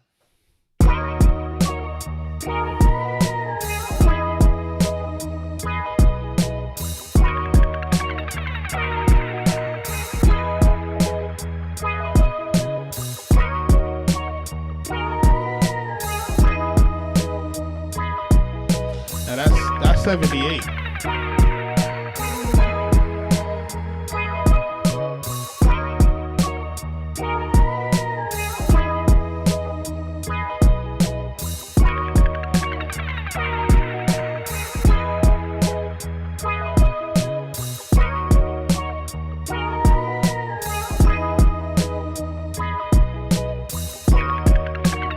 It's playing 78 now. And when I started, it was 72.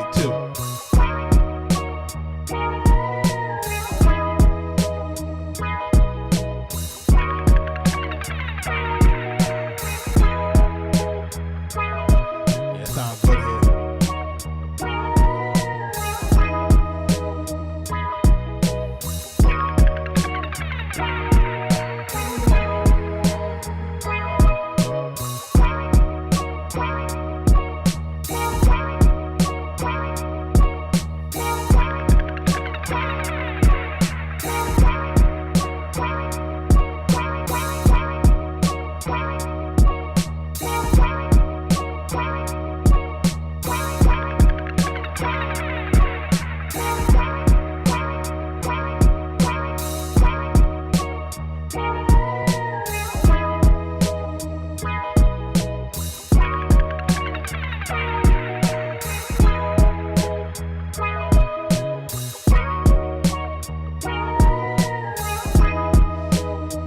I'm gonna have to leave it there. I'm gonna have to leave it at 78.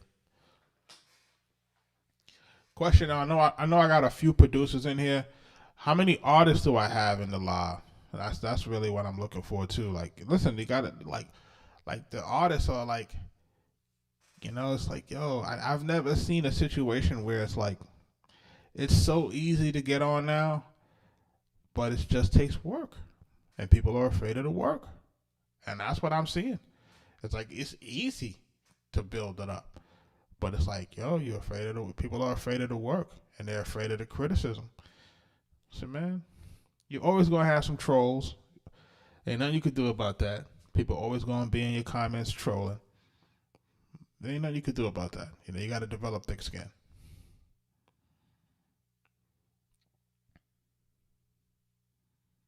Yeah, it's real.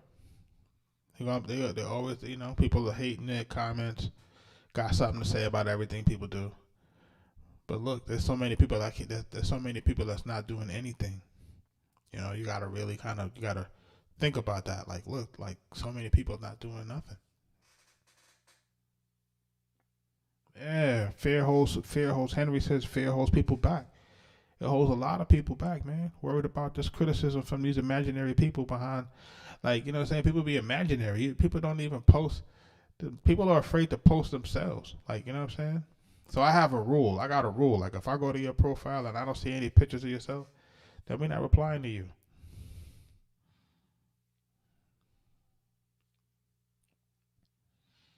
And also, Hero says, listen, artists are overthinking and undervaluing the power in connecting with a producer.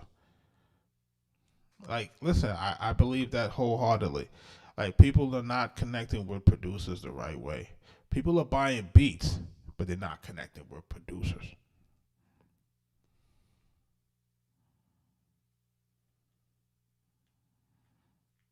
Half Slice, welcome to TikTok, brother. TikTok will change your life. Like, TikTok ain't like them other platforms. That's the one thing I can say about TikTok. Your TikTok will grow. Your Instagram ain't gonna grow. And you know what I'm saying? And I'm telling you that from if you go to our our Instagram, it's a verified Instagram. And it don't grow. Even with the verification. It don't grow. And even us posting, I post on it frequently. It don't grow like it should.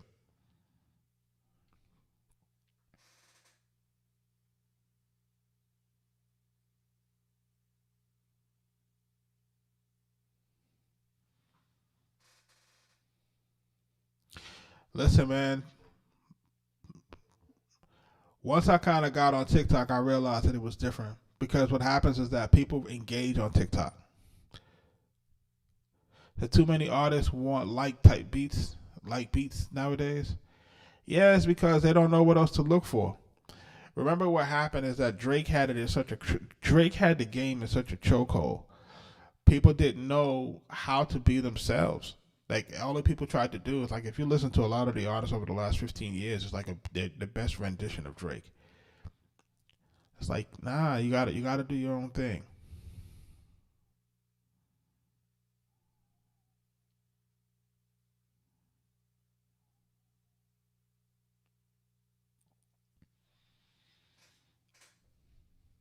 And all you gotta do is post on TikTok, man. Just post. Record yourself and post. Record yourself and post. Especially if you just started your TikTok too. Like they're nice to the people who just start. Trust and believe. Like they'll push your content out there. And TikTok likes talking head videos. Don't sleep. TikTok love a talking head. Like if you're a talking head, if you're a person out here that like to talk, like you like to talk and talk about different things in your life and share your business, TikTok love that.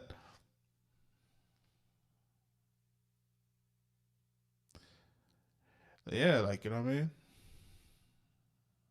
It says, do I ever need a singer for songs and hooks? It really depends. You know what I'm saying? It depends. It depends who's in the pipeline.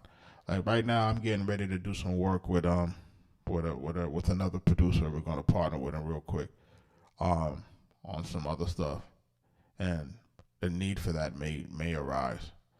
For hip hop, not for rap music, not so much. For whatever reason, guys seem to be afraid of songs with big hooks. I don't know what the problem is these days. But I guess what's happening, especially for rap music, guys can kind of do their own thing now. Because guys are realizing that, they got their niche audiences.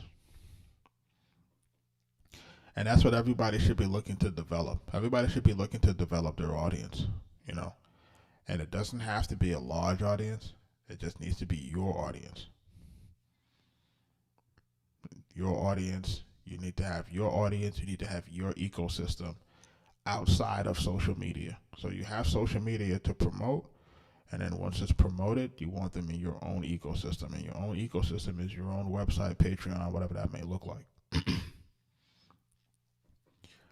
You need folks in your own ecosystem where you can build with those folks. Like it's all about building with your folks.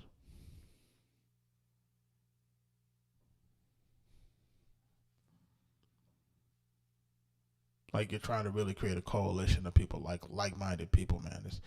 I think it's healthy, especially with the pandemic and how the pandemic got people really wound up. Like people are wound up. People are, if you notice, it seems like to be a higher level of crash out. And I just think that, over the last 5 years, I think that we've contributed to a lot of mental illness. And I think a lot of people are still looking for community and you really can't find it.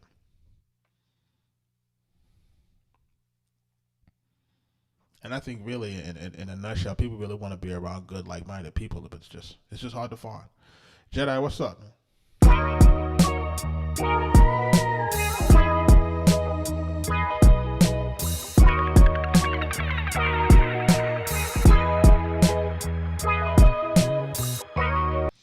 You're playing with my love.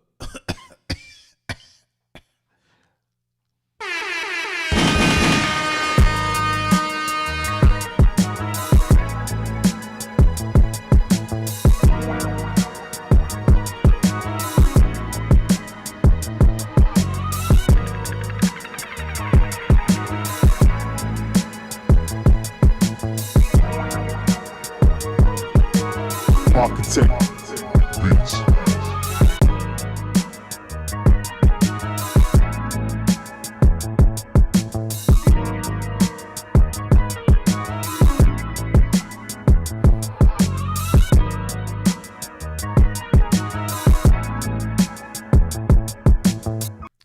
Yeah, I need to get back to Gibbs.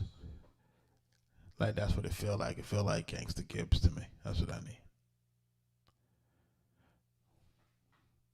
There's just so many places. Like, listen, when we were we were playing beats last night. I don't know who was here last night, but I probably played like maybe 20 beats last night. Like,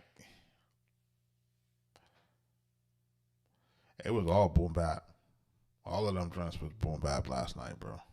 It was it was like most of them was boom bap, and it was like boom bap, like fast, slow, Godzilla knock down the buildings, boom bap type. You know what I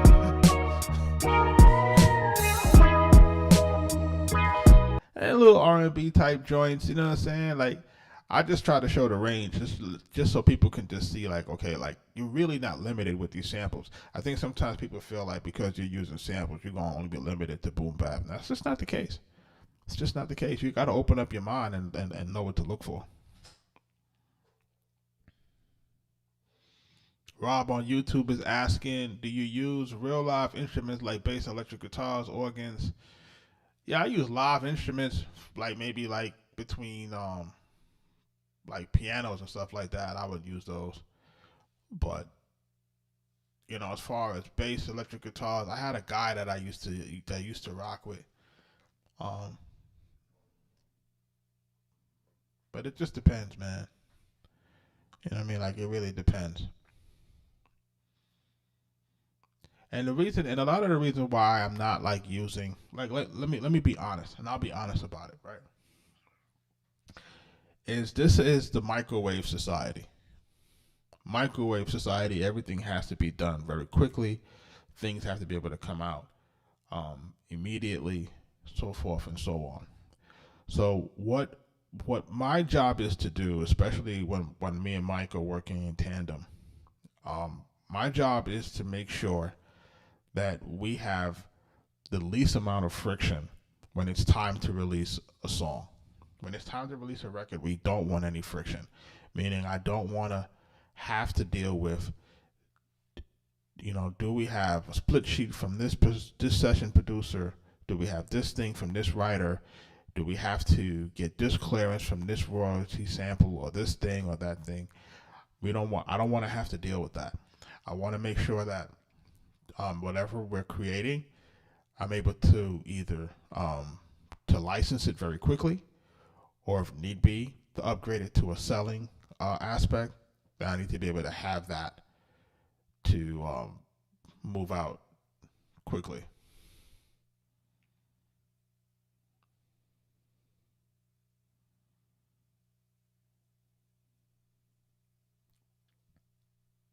But yes, I use whatever I need to use in order to make music. So if I have access to live guys, like I had a session just maybe a few weeks ago where, you know, a dude came through and he played some guitar or some stuff, like, you know what I mean? But again, it convolutes things because you have to make sure that your session musicians get paid, and if they don't get paid, then you have to put them in as part of the songwriting pool. And when you get a record placed, there's nothing worse than having a record that's getting placed and then you have somebody that's not on board with your terms. And when I say that, meaning you have a record that you're negotiating it, or you're the lead negotiator. You come back to you come back to the writers on the record and say, hey, this is what we got. And they're like, well, I don't want that. I want this. And you have to it messes up all of your negotiation.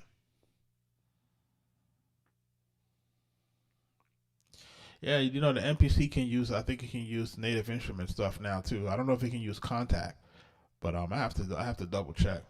But I haven't really gotten into it yet. But that's what I've been seeing. I've been seeing people talk about using the new native instrument stuff for the Akai.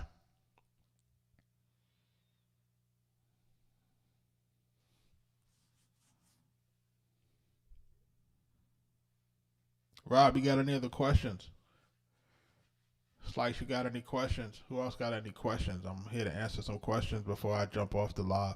Last night we was in here for 3 hours, Hero. I can't believe it. I'm like, man, I did 3 hours in this thing. I'm like, I could have watched The Lord of the Rings.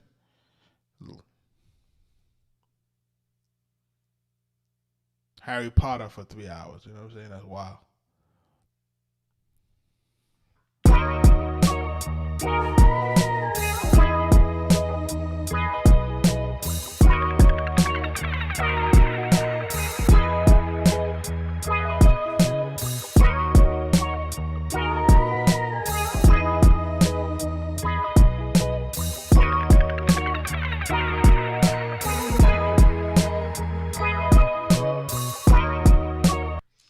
Told you the Knicks gonna stress you out, brother. I told you the Knicks gonna stress you out, bro. Wait, yo, when your man did the Reggie Miller choke on him, oh my god, bro. Oh my god.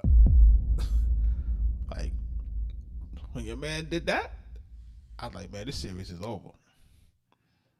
Like, that shot shouldn't even went in. Like, it's just ridiculous. Like, it's just crazy. You know. Man, that took the win out the Garden, bro. It was just too much. And to lose 2 at home, forget about it, bro. It's about to be a wraps. Someone is asking, Henry's asking if I'm using, Henry on YouTube, Henry the Music Maker is asking if I'm using OBS for your streaming. I am using Streamlabs, but I may move over to OBS. But right now I'm using Streamlabs. And what happens is it's kind of good because I'm able to have both cameras at the same time. Even though I know it's a slight delay between the pads and whatever. But I got to figure out how to get that still good. Hero says it's not over yet, man. It's close to being good. Yeah, the sound quality we got straight. You know what I'm saying? Because it's going straight in from the MPC, straight in. What I had to do, though, I had to run my mic into my MPC and then out. So what you hear is the microphone going straight into the MPC sampler, and then I'm able to add a little bit of effects on it so that I sound more smooth. You know what I mean? Like, got to get my Barry White on that. You know what I mean?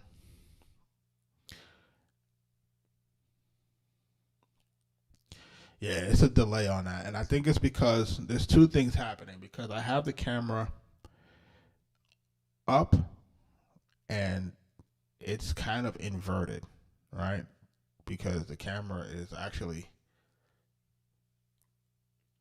like, if I had it this direction from behind me, it might work better. But because I have it the other way and then I have to use another software to invert it, I think that's what causes the delay. But I have to double check. I could be wrong. Maybe I have to do more low latency. I don't know. We'll see. We'll get better. That's the whole point of it, is to get started and then get better, right? Get it started and then improve it as you go along. But if we wait for it to be perfect in the beginning, you'll never do it. Yeah, I'm gonna get a little latency. I'm not even tripping, to be honest. It is what it is.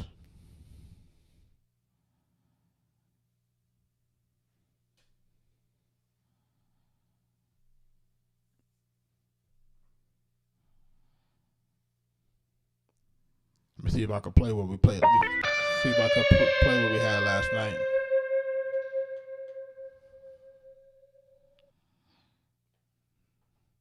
So what we did last night too, Hero, we had to mix some of these beats, man. Like, that was the issue too. Yeah, this Bluetooth is crazy. So this is what we did last night. We did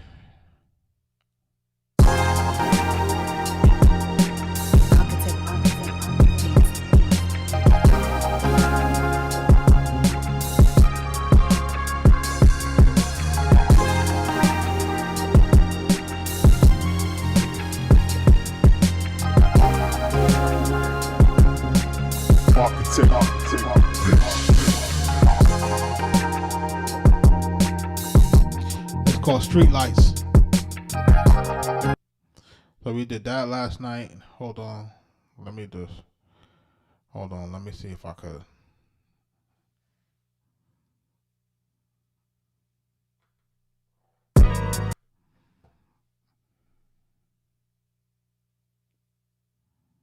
Hold on, before I do that.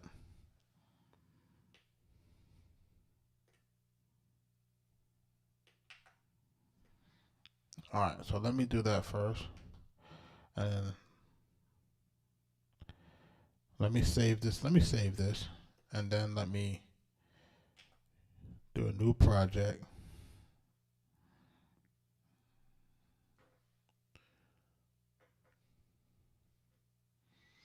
Yeah, that sounds like the Bronx Harlem, huh? Yeah. Yeah, so the joints from a couple of nights ago, we I had to go back, I had to mix them, I had to sequence them because I got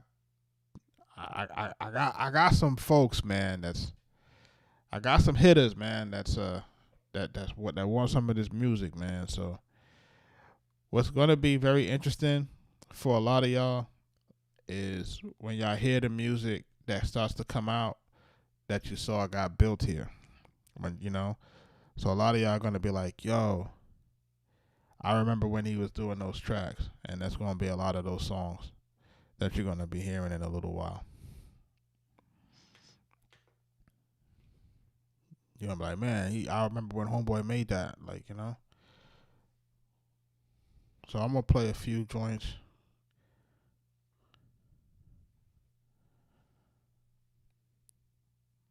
Do that. We're going to do that.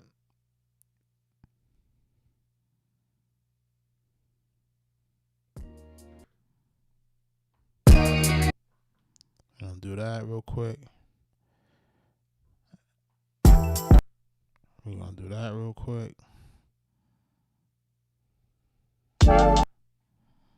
We did this last night. We did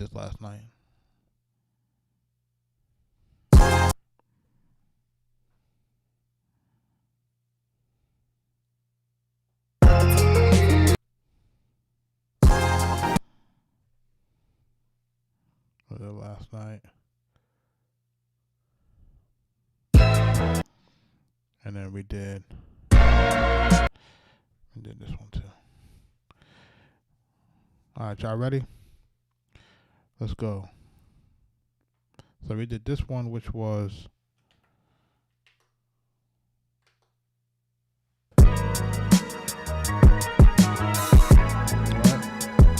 we did this earlier tonight, right? And this is Summer Breeze. We did that earlier. What? This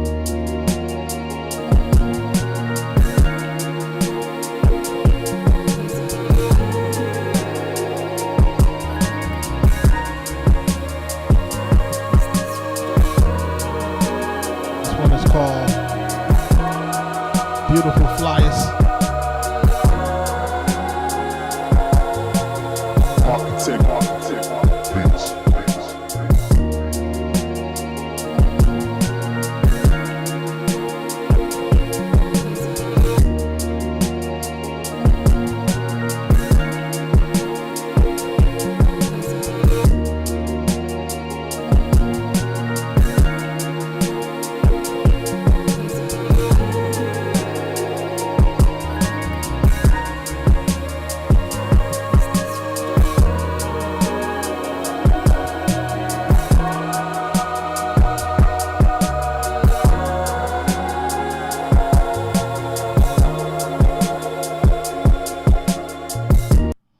Now, I don't smoke, but if I did smoke, I would smoke to that.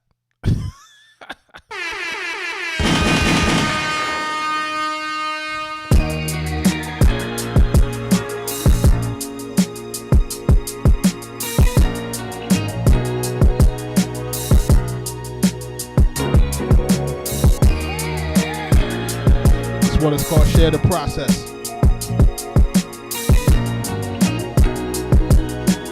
Arkatech Beatz. Yeah, I gotta get that Davey.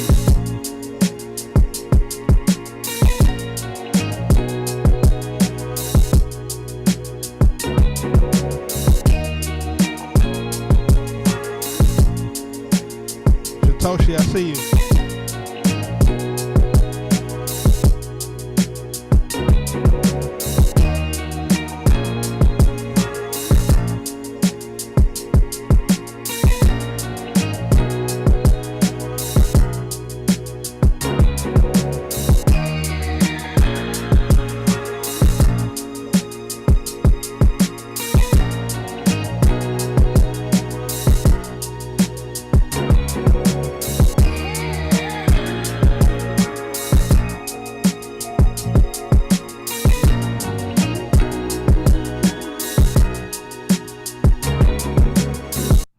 That one's going crazy.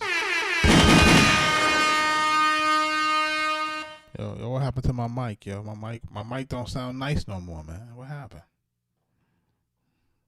Hold on, let me fix it.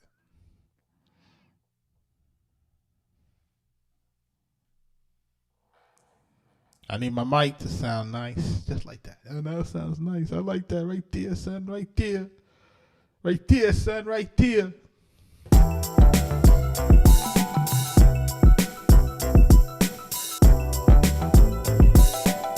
It's what's called a total dream.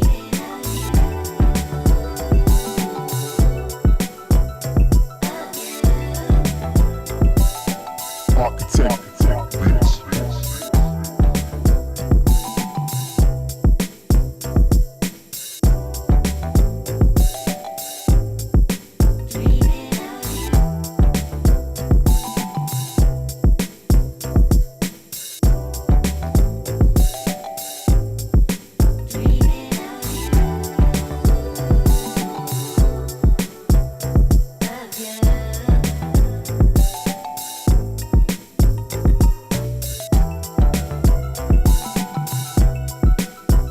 Not Jungle Fever, bro. Come on now.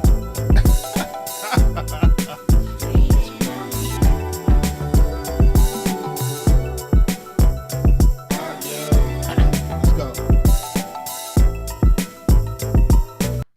Call that one the total dream.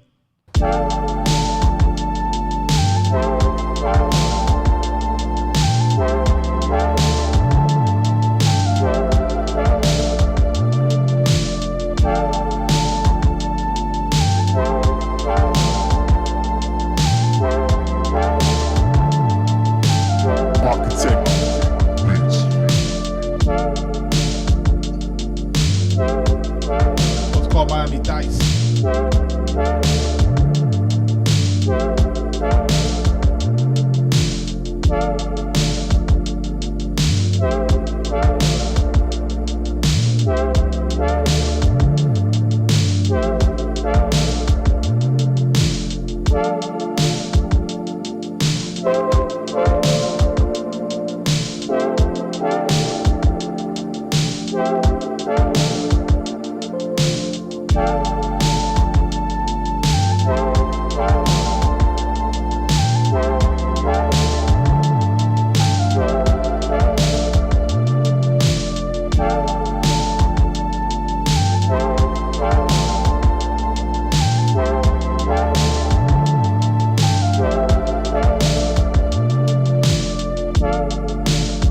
You know what that is. Can I play this one?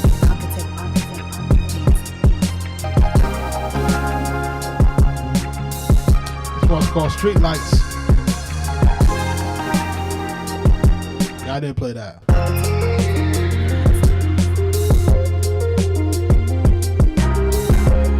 This one's called Dear Father.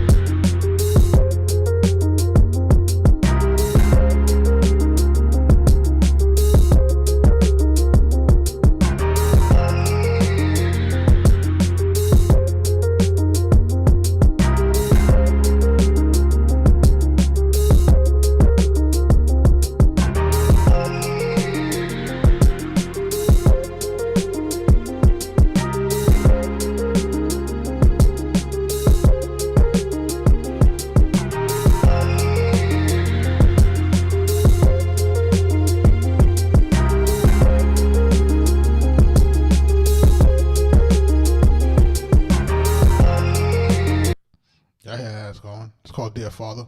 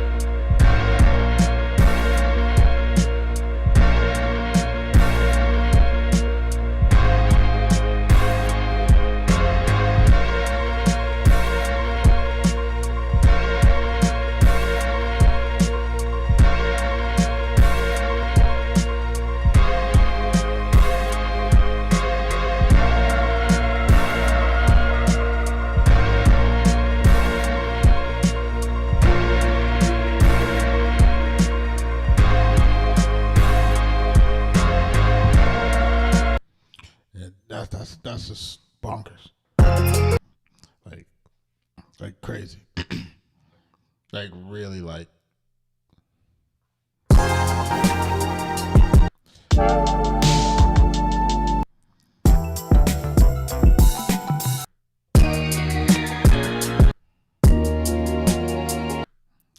really crazy. Like really crazy. Listen, when these joints start coming out, people gonna start losing their minds. This one's called Mama's Prayer. Hold on, we're gonna load that other one up. This one's called Cool Summer. That one's called Lost. The Timberland and the Hoodies.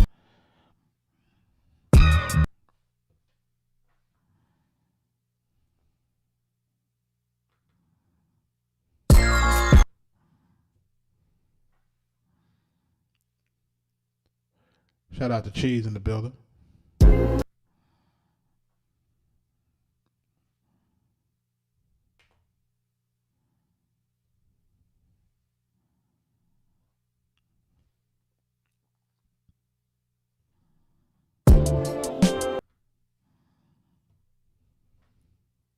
It's a bunch of tracks, man. Like, listen, we did so many tracks, man. Like in the last 30-something days, we've been doing so many different tracks. It's crazy. Y'all ready? Let's go. This one's called Mama's Prayer. Arkatech Beatz.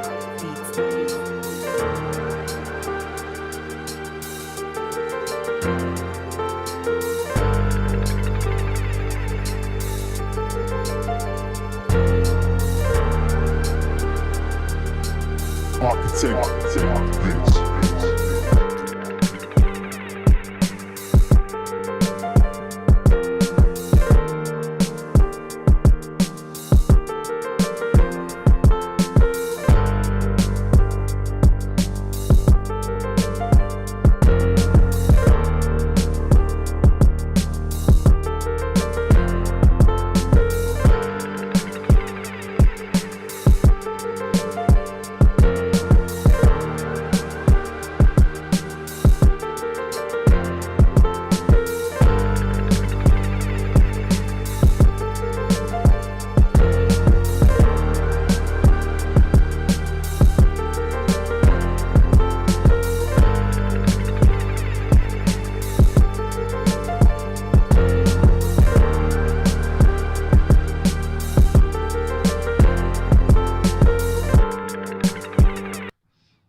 Called Mama's Prayer.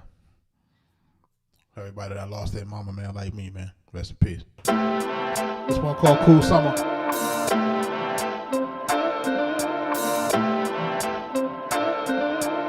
Arkatech Beatz.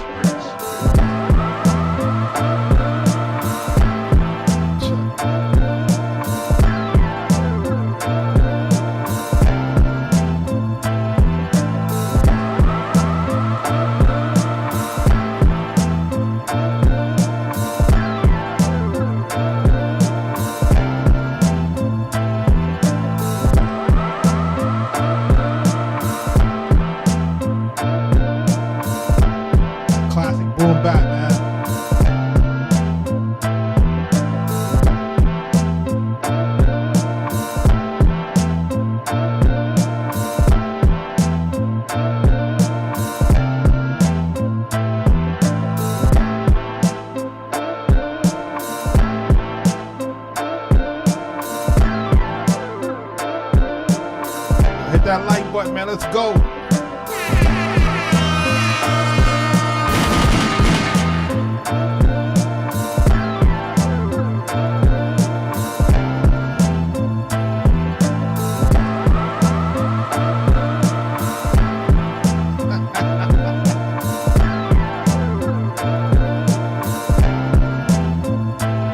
Spinning the block.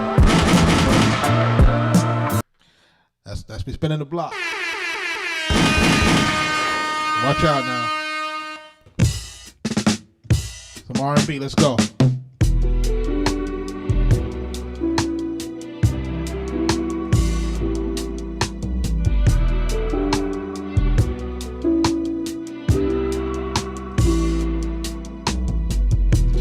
This joint's called Lost.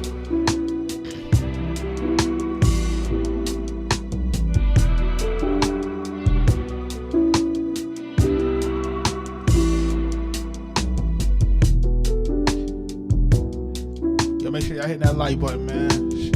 Get this live shared, man.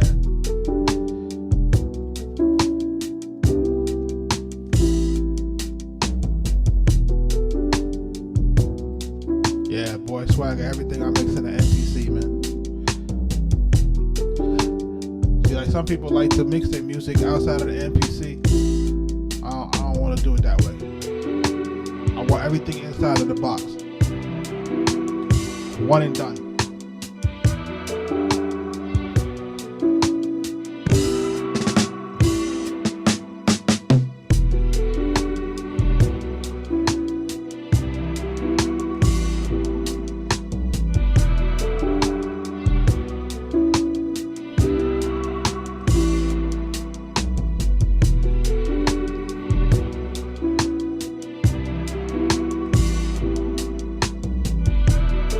Baseline, we played that baseline out.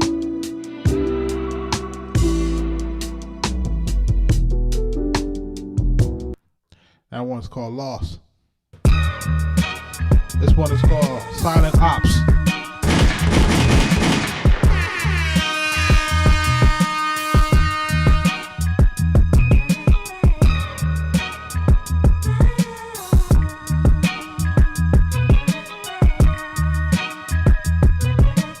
Arkatech Beatz.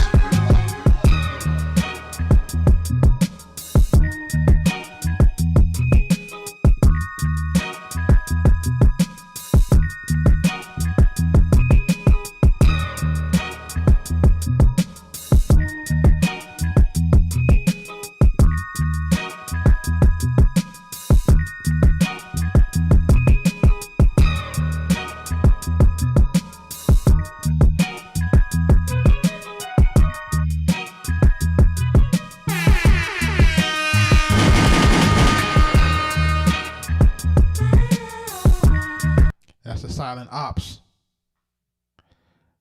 If you've ever had an op, you know what that is.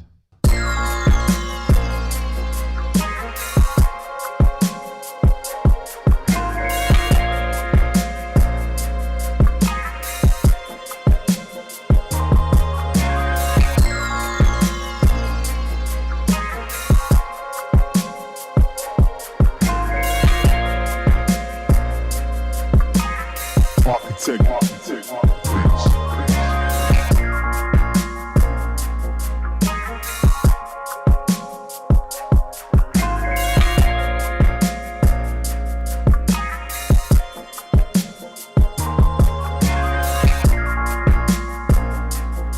I can't wait for Max B to get home. Let's go.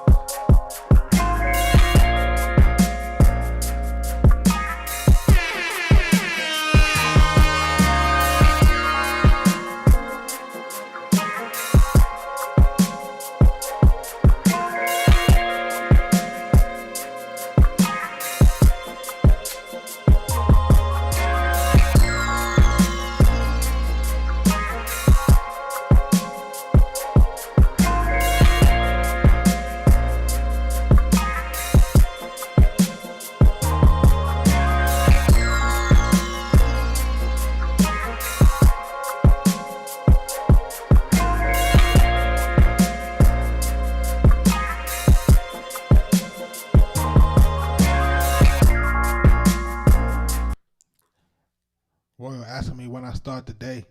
It really varies. Like right now, we're going late. But if it's up to me, I would like to start my day as early as possible. Maybe like 4:55. You know. But I'm really like, I'm not really like, I don't sleep as much as I should. But that early start is really because I got the kids.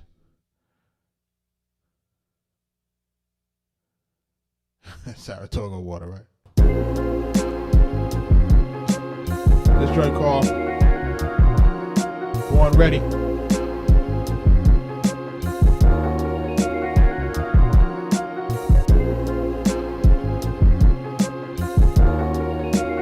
Jeez, let's work, man. We gotta work. I just don't want people to be afraid, man. We do this thing one day at a time, you know what I mean?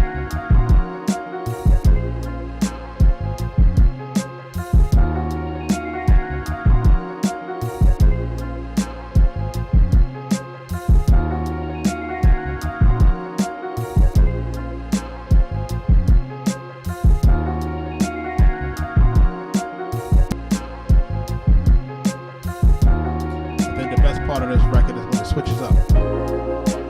Right here.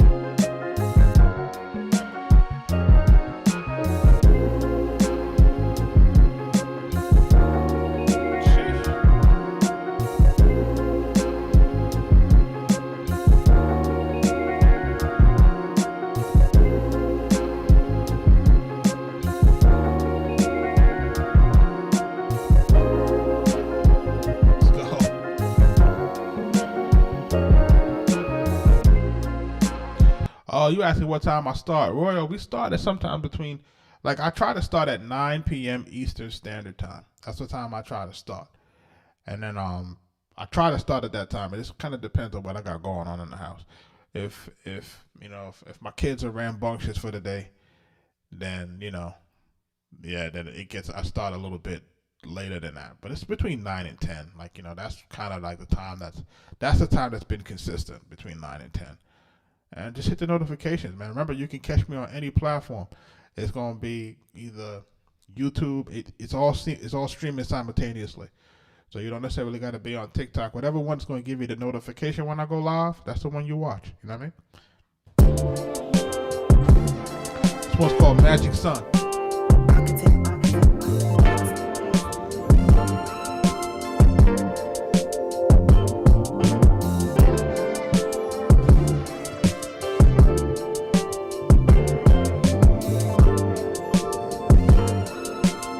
Arkatech Beatz.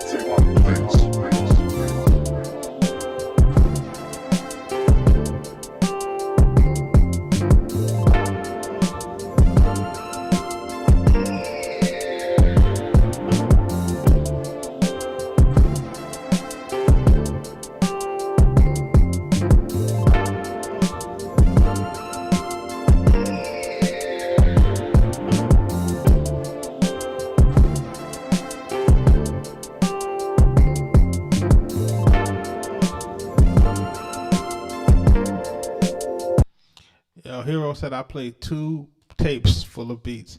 I played 2 albums worth of songs. I did. The question is, whose album is it going on? That's the question. Whose album is it going to go on? That's what we're waiting on. We're waiting to see whose album is going to come out on and who's going to really have to spit that fire. You know what I mean? Y'all know this one is called Wolfpack.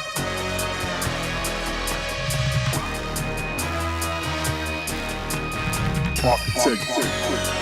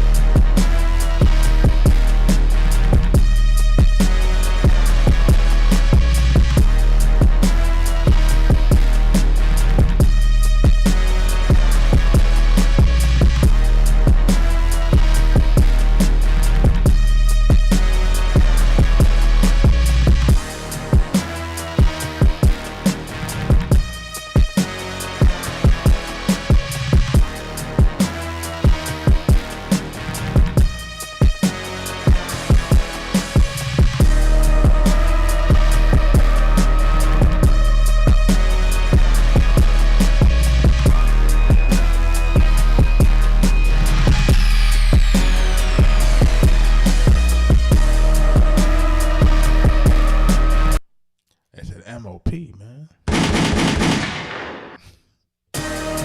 It's an MOP, man.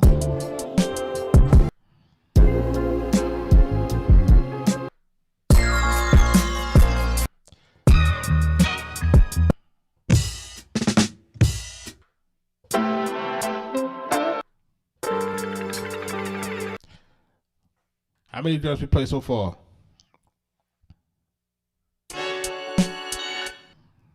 We're gonna do that one. We'll do some more before I get out of here.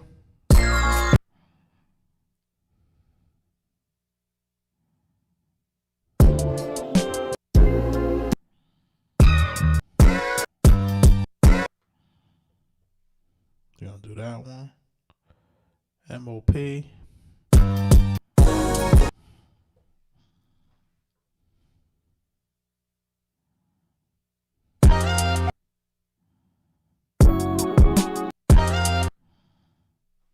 We're gonna do that one.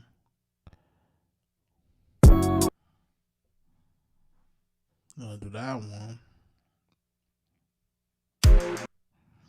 We're gonna do that one.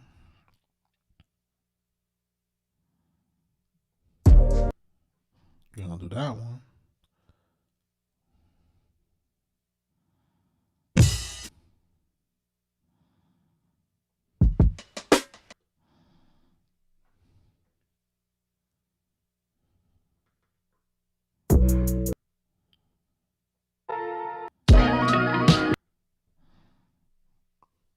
All right. It's a MO. It's an ASAP Ferg. This one is called Cooking Up.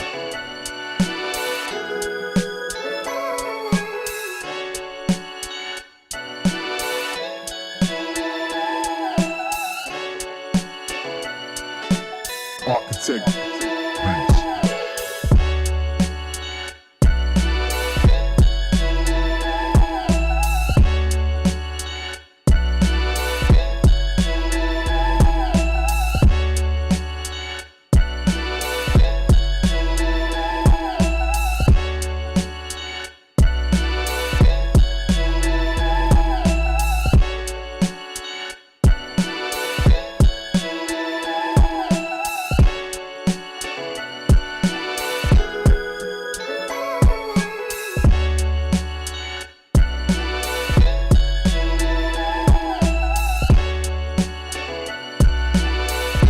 Total Dream is 12 bars for the verse.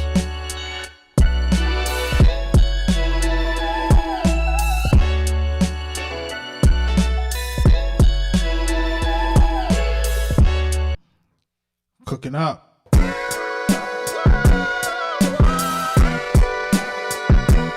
This one's called Yeah Yeah.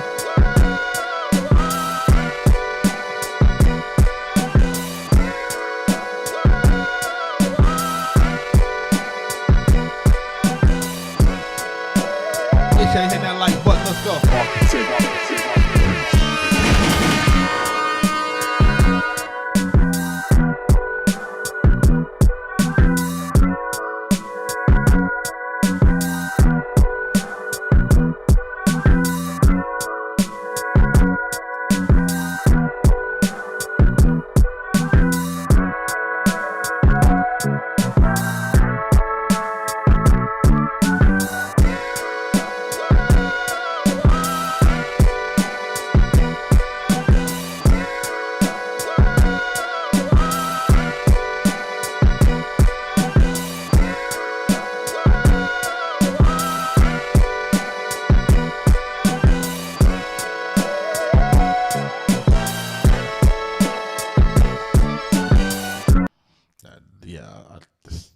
Sometimes it's something about that.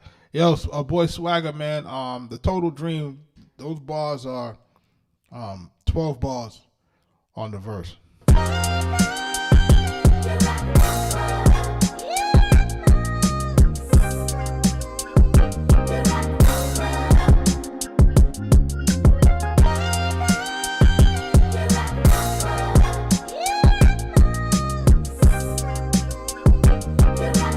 Arkatech Beatz.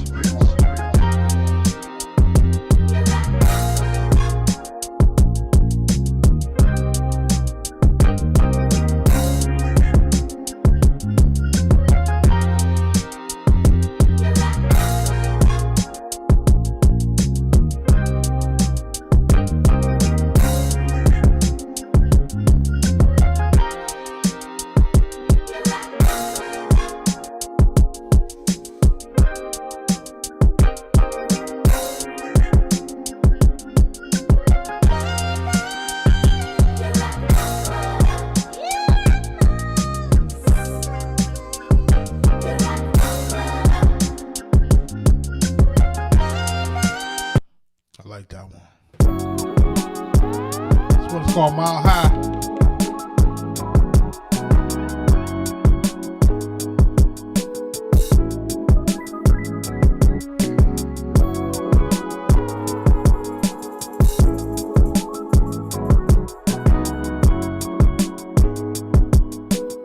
Arkatech Beatz.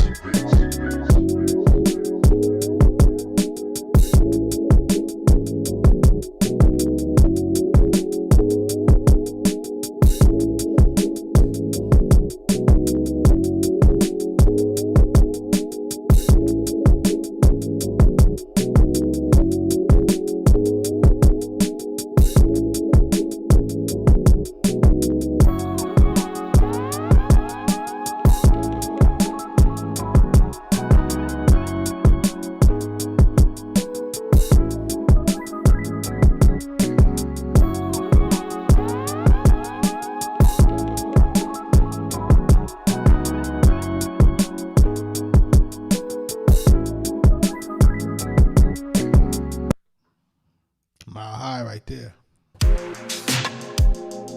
Who ready for this one? This one called Night Rider.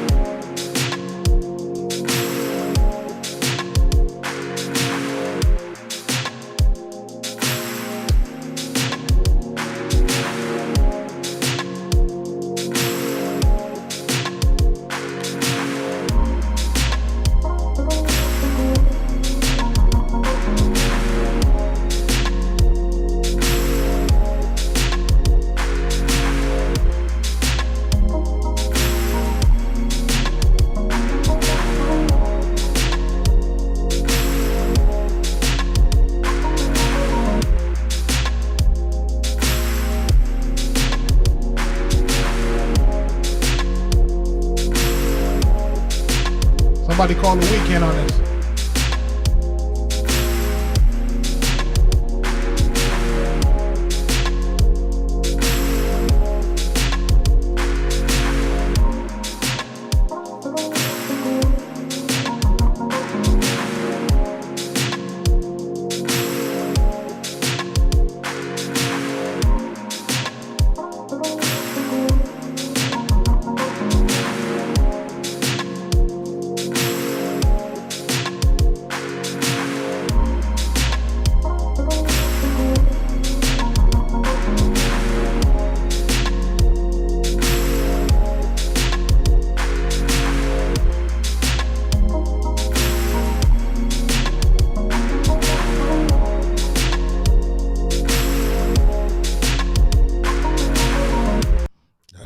Right there.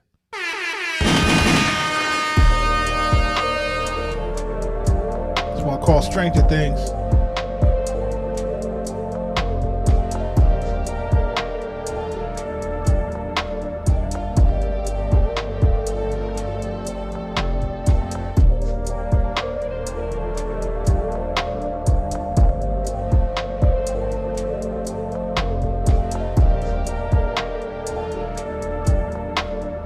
Arkatech Beatz.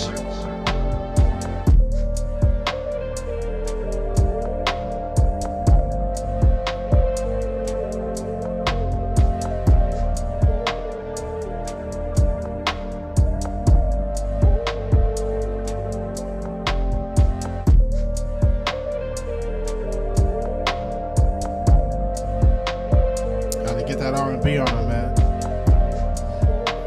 R&B's not dead yet.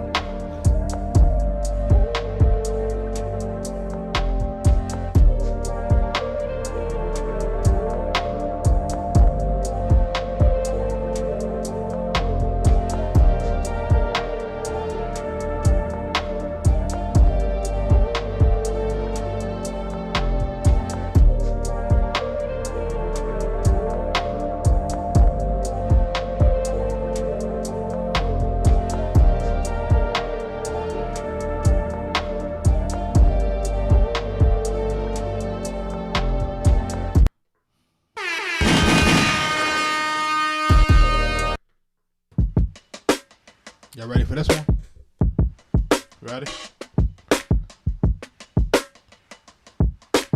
3, 2, 1, bring the hook in. When you feel like it, only wanna love feels right. I don't even want it.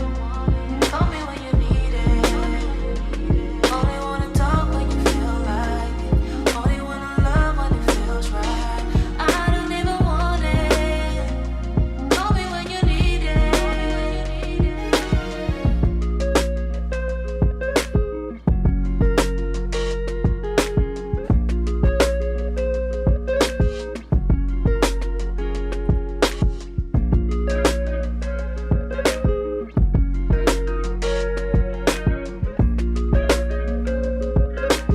This one's called When You Need It. Talk when you feel like it. Only wanna love when it feels right. I don't even want it. Call me when you need it. Only wanna talk when you feel like it. Only wanna love when it feels right. I don't even want it. Call me when you need it.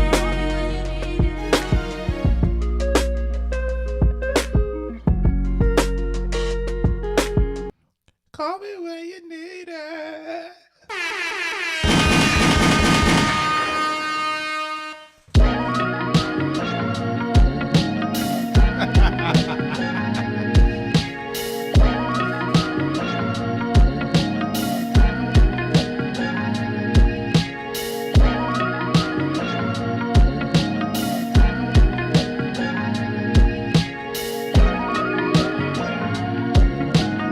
Arkatech Beatz. The name of the last one was When You Need It. Listen, man. Listen, man.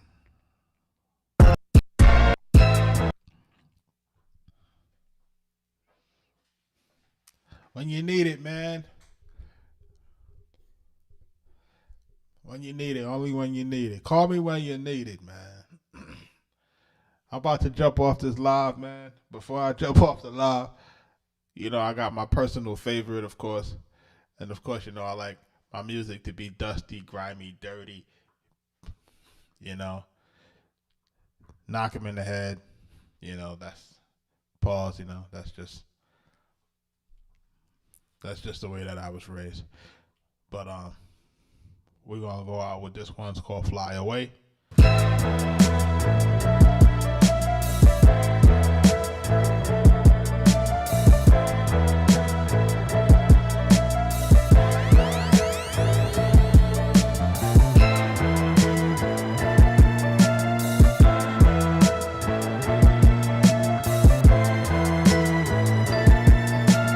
Arkatech Beatz.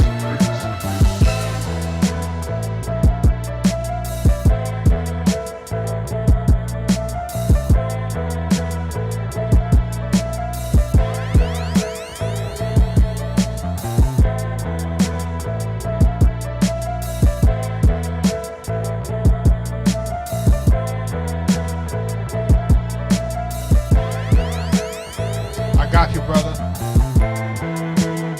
This is that part right there.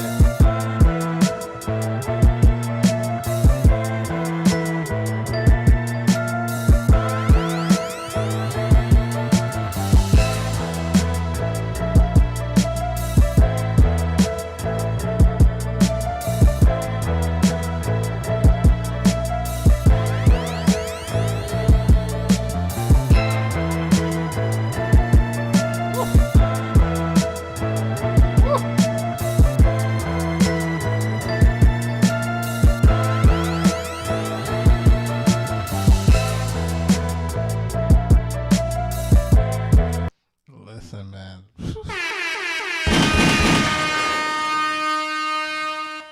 It gotta go to the right person. If it don't go to the right person, it's gonna be trash.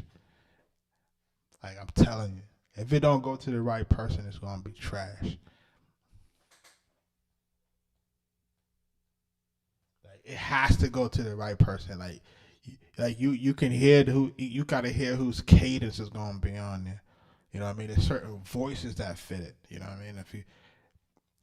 If you don't know that there are just certain people that's gonna be able to really kill that thing. So you just gotta, And I'm wondering if what's his name is working on his album. Like there's a few people in my brain, but there's a few people in my brain, man. But I gotta figure out, what that looks like. They said he wanted to hear Only If You Need It, and then there was a joint that I wanted to play too.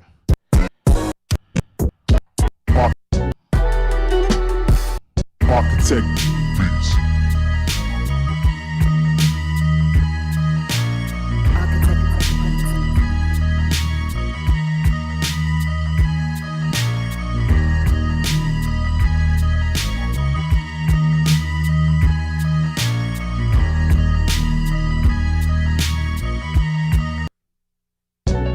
Arkatech Beatz.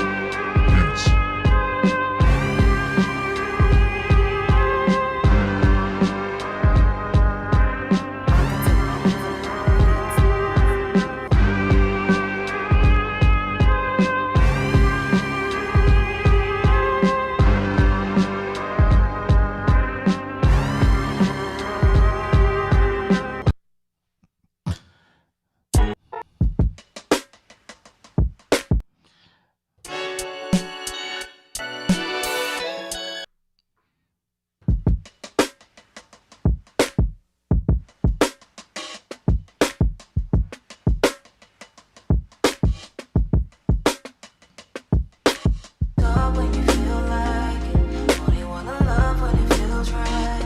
I don't even want it. Call me when you need it. Only wanna talk when you feel like it. Only wanna love when it feels right. I don't even want it. Call me when you need it.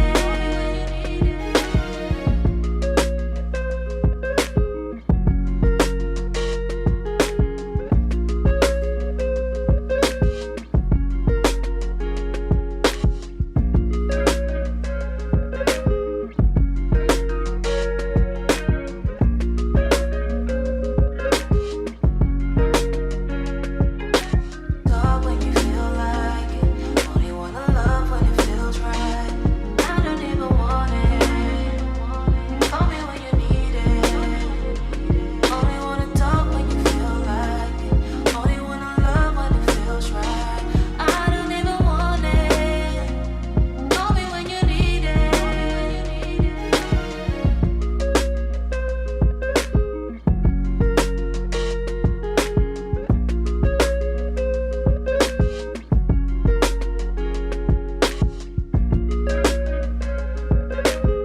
That hook, it's the hook, man. It's the way she hit that hook. And listen, if you got it good, man, like that's the game right now, man. But y'all been rocking with me for the last 3 hours. Make sure y'all checking us out on arkatechbeatz.com.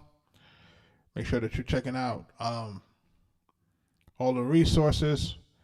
You can join the newsletter. You got to make sure that, there's a bunch of articles on there about the music business, music publishing, music copyright, you name it, it's on there. Make sure you check out the podcast and all of that other stuff. Just check it out. It's basically resources. It's the resources that I never had as a person coming into the business.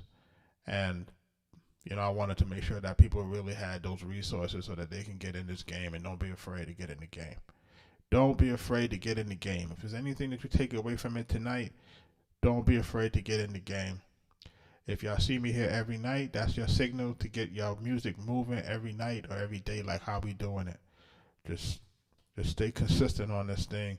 And I guarantee you, if you stay consistent, things will change. You know what I'm saying? Things will change. That's the one thing that I can guarantee, is that if you're consistent in doing what you're doing, things can and will change.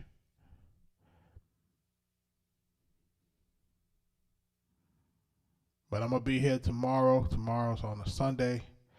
Memorial Day.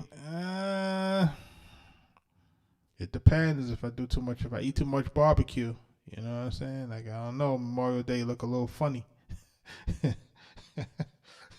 If I eat too much barbecue on Memorial Day, it might not happen, But I'll keep everybody informed if I'm going to do it or not on Memorial Day.